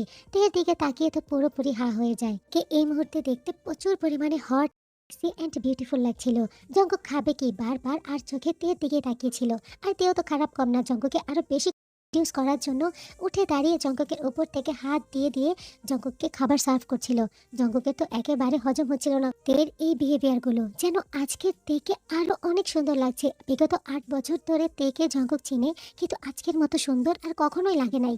জঙ্কুকের কাছে মনে হচ্ছে যে আজকে প্রথমবার সে তেকে দেখছে আর নতুন করে প্রেমে পড়ে গেছে। জঙ্কুক খাচ্ছে কম আর তেকে দেখছে বেশি। তার হাত দুটো প্লেটের মধ্যেই নড়াচড়া করছিল, কিন্তু খাবার খেতে পারছিল না, কিছুতেই খাবার খেতে পারছিল না। এই মুহূর্তে তো এই খাবার সে খেতে চায় না, এই মুহূর্তে সে অন্য কিছু খেতে চায়। হঠাৎ করে জঙ্কুকের নিঃশ্বাস ভারী হয়ে যায়। সে প্রচুর পরিমাণে প্যানিক করতে শুরু করে। খাবারের প্লেটটা ধাক্কা মেরে সরিয়ে দিয়ে পানির গ্লাসটা হাতে নিয়ে গটগট করে পানি খাচ্ছিল আর চেয়ারে বসে বসে অনেক জোরে জোরে নিঃশ্বাস নিতে শুরু করে। তে তো প্রচুর পরিমাণে ভয় পেয়ে যায় তার স্বামীকে এইভাবে দেখে। এর আগে সে এইরকম জঙ্কুককে কখনোই করতে দেখে নাই।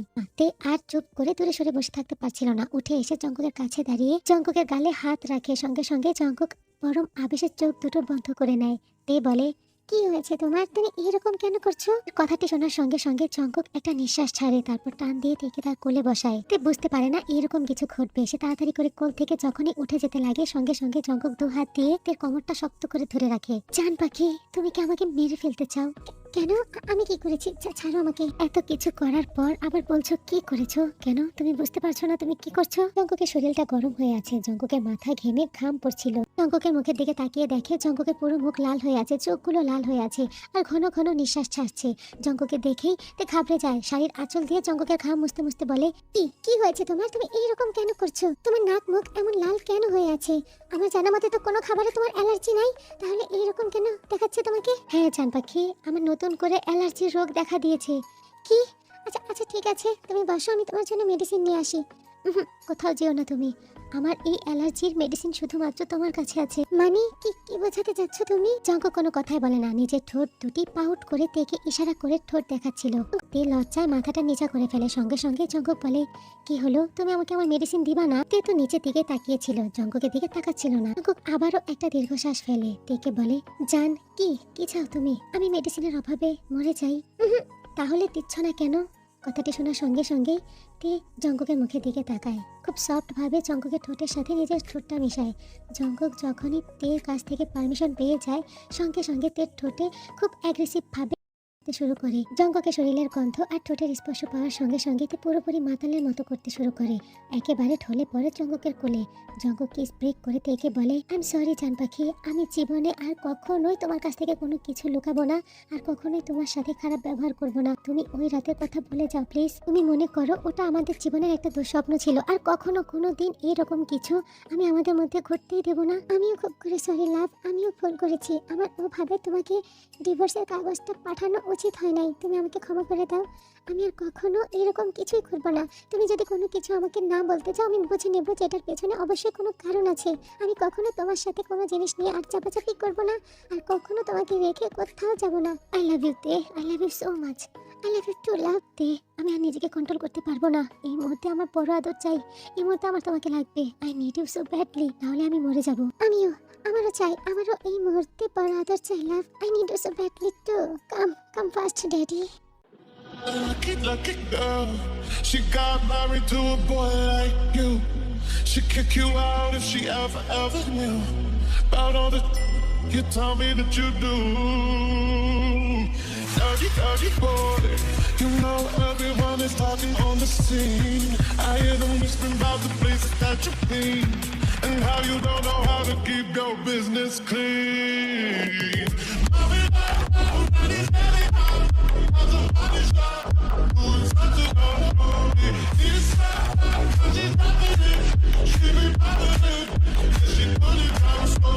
Daddy, daddy, if you wanna drop the attic, give me love, give me Fendi, my Balenciaga. Daddy, you gon' need to bag it up, cause I'm spending on Rodeo. You can watch me back it up, I'll be gone in the AM. He got me Prada, got me Miu Miu, like me younger. He always want me, cause I never cause me drama. And when you want it, baby, I know I got you covered. And when you need it, baby, just jump under the covers.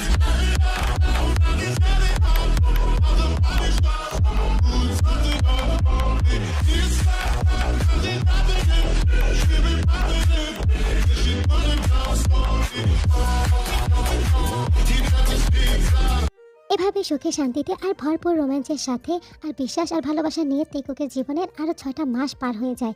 6 মাস পর Jungkook হঠাৎ করে তার সমস্ত friend circle দিয়ে Jungkook তার বাসায় invite করে আর সবাইকে একটা গুড নিউজ দেয়। গুড নিউজটা হচ্ছে তে প্রেগনেন্ট। তে প্রচুর পরিমাণে খুশি আর জঙ্কুকও।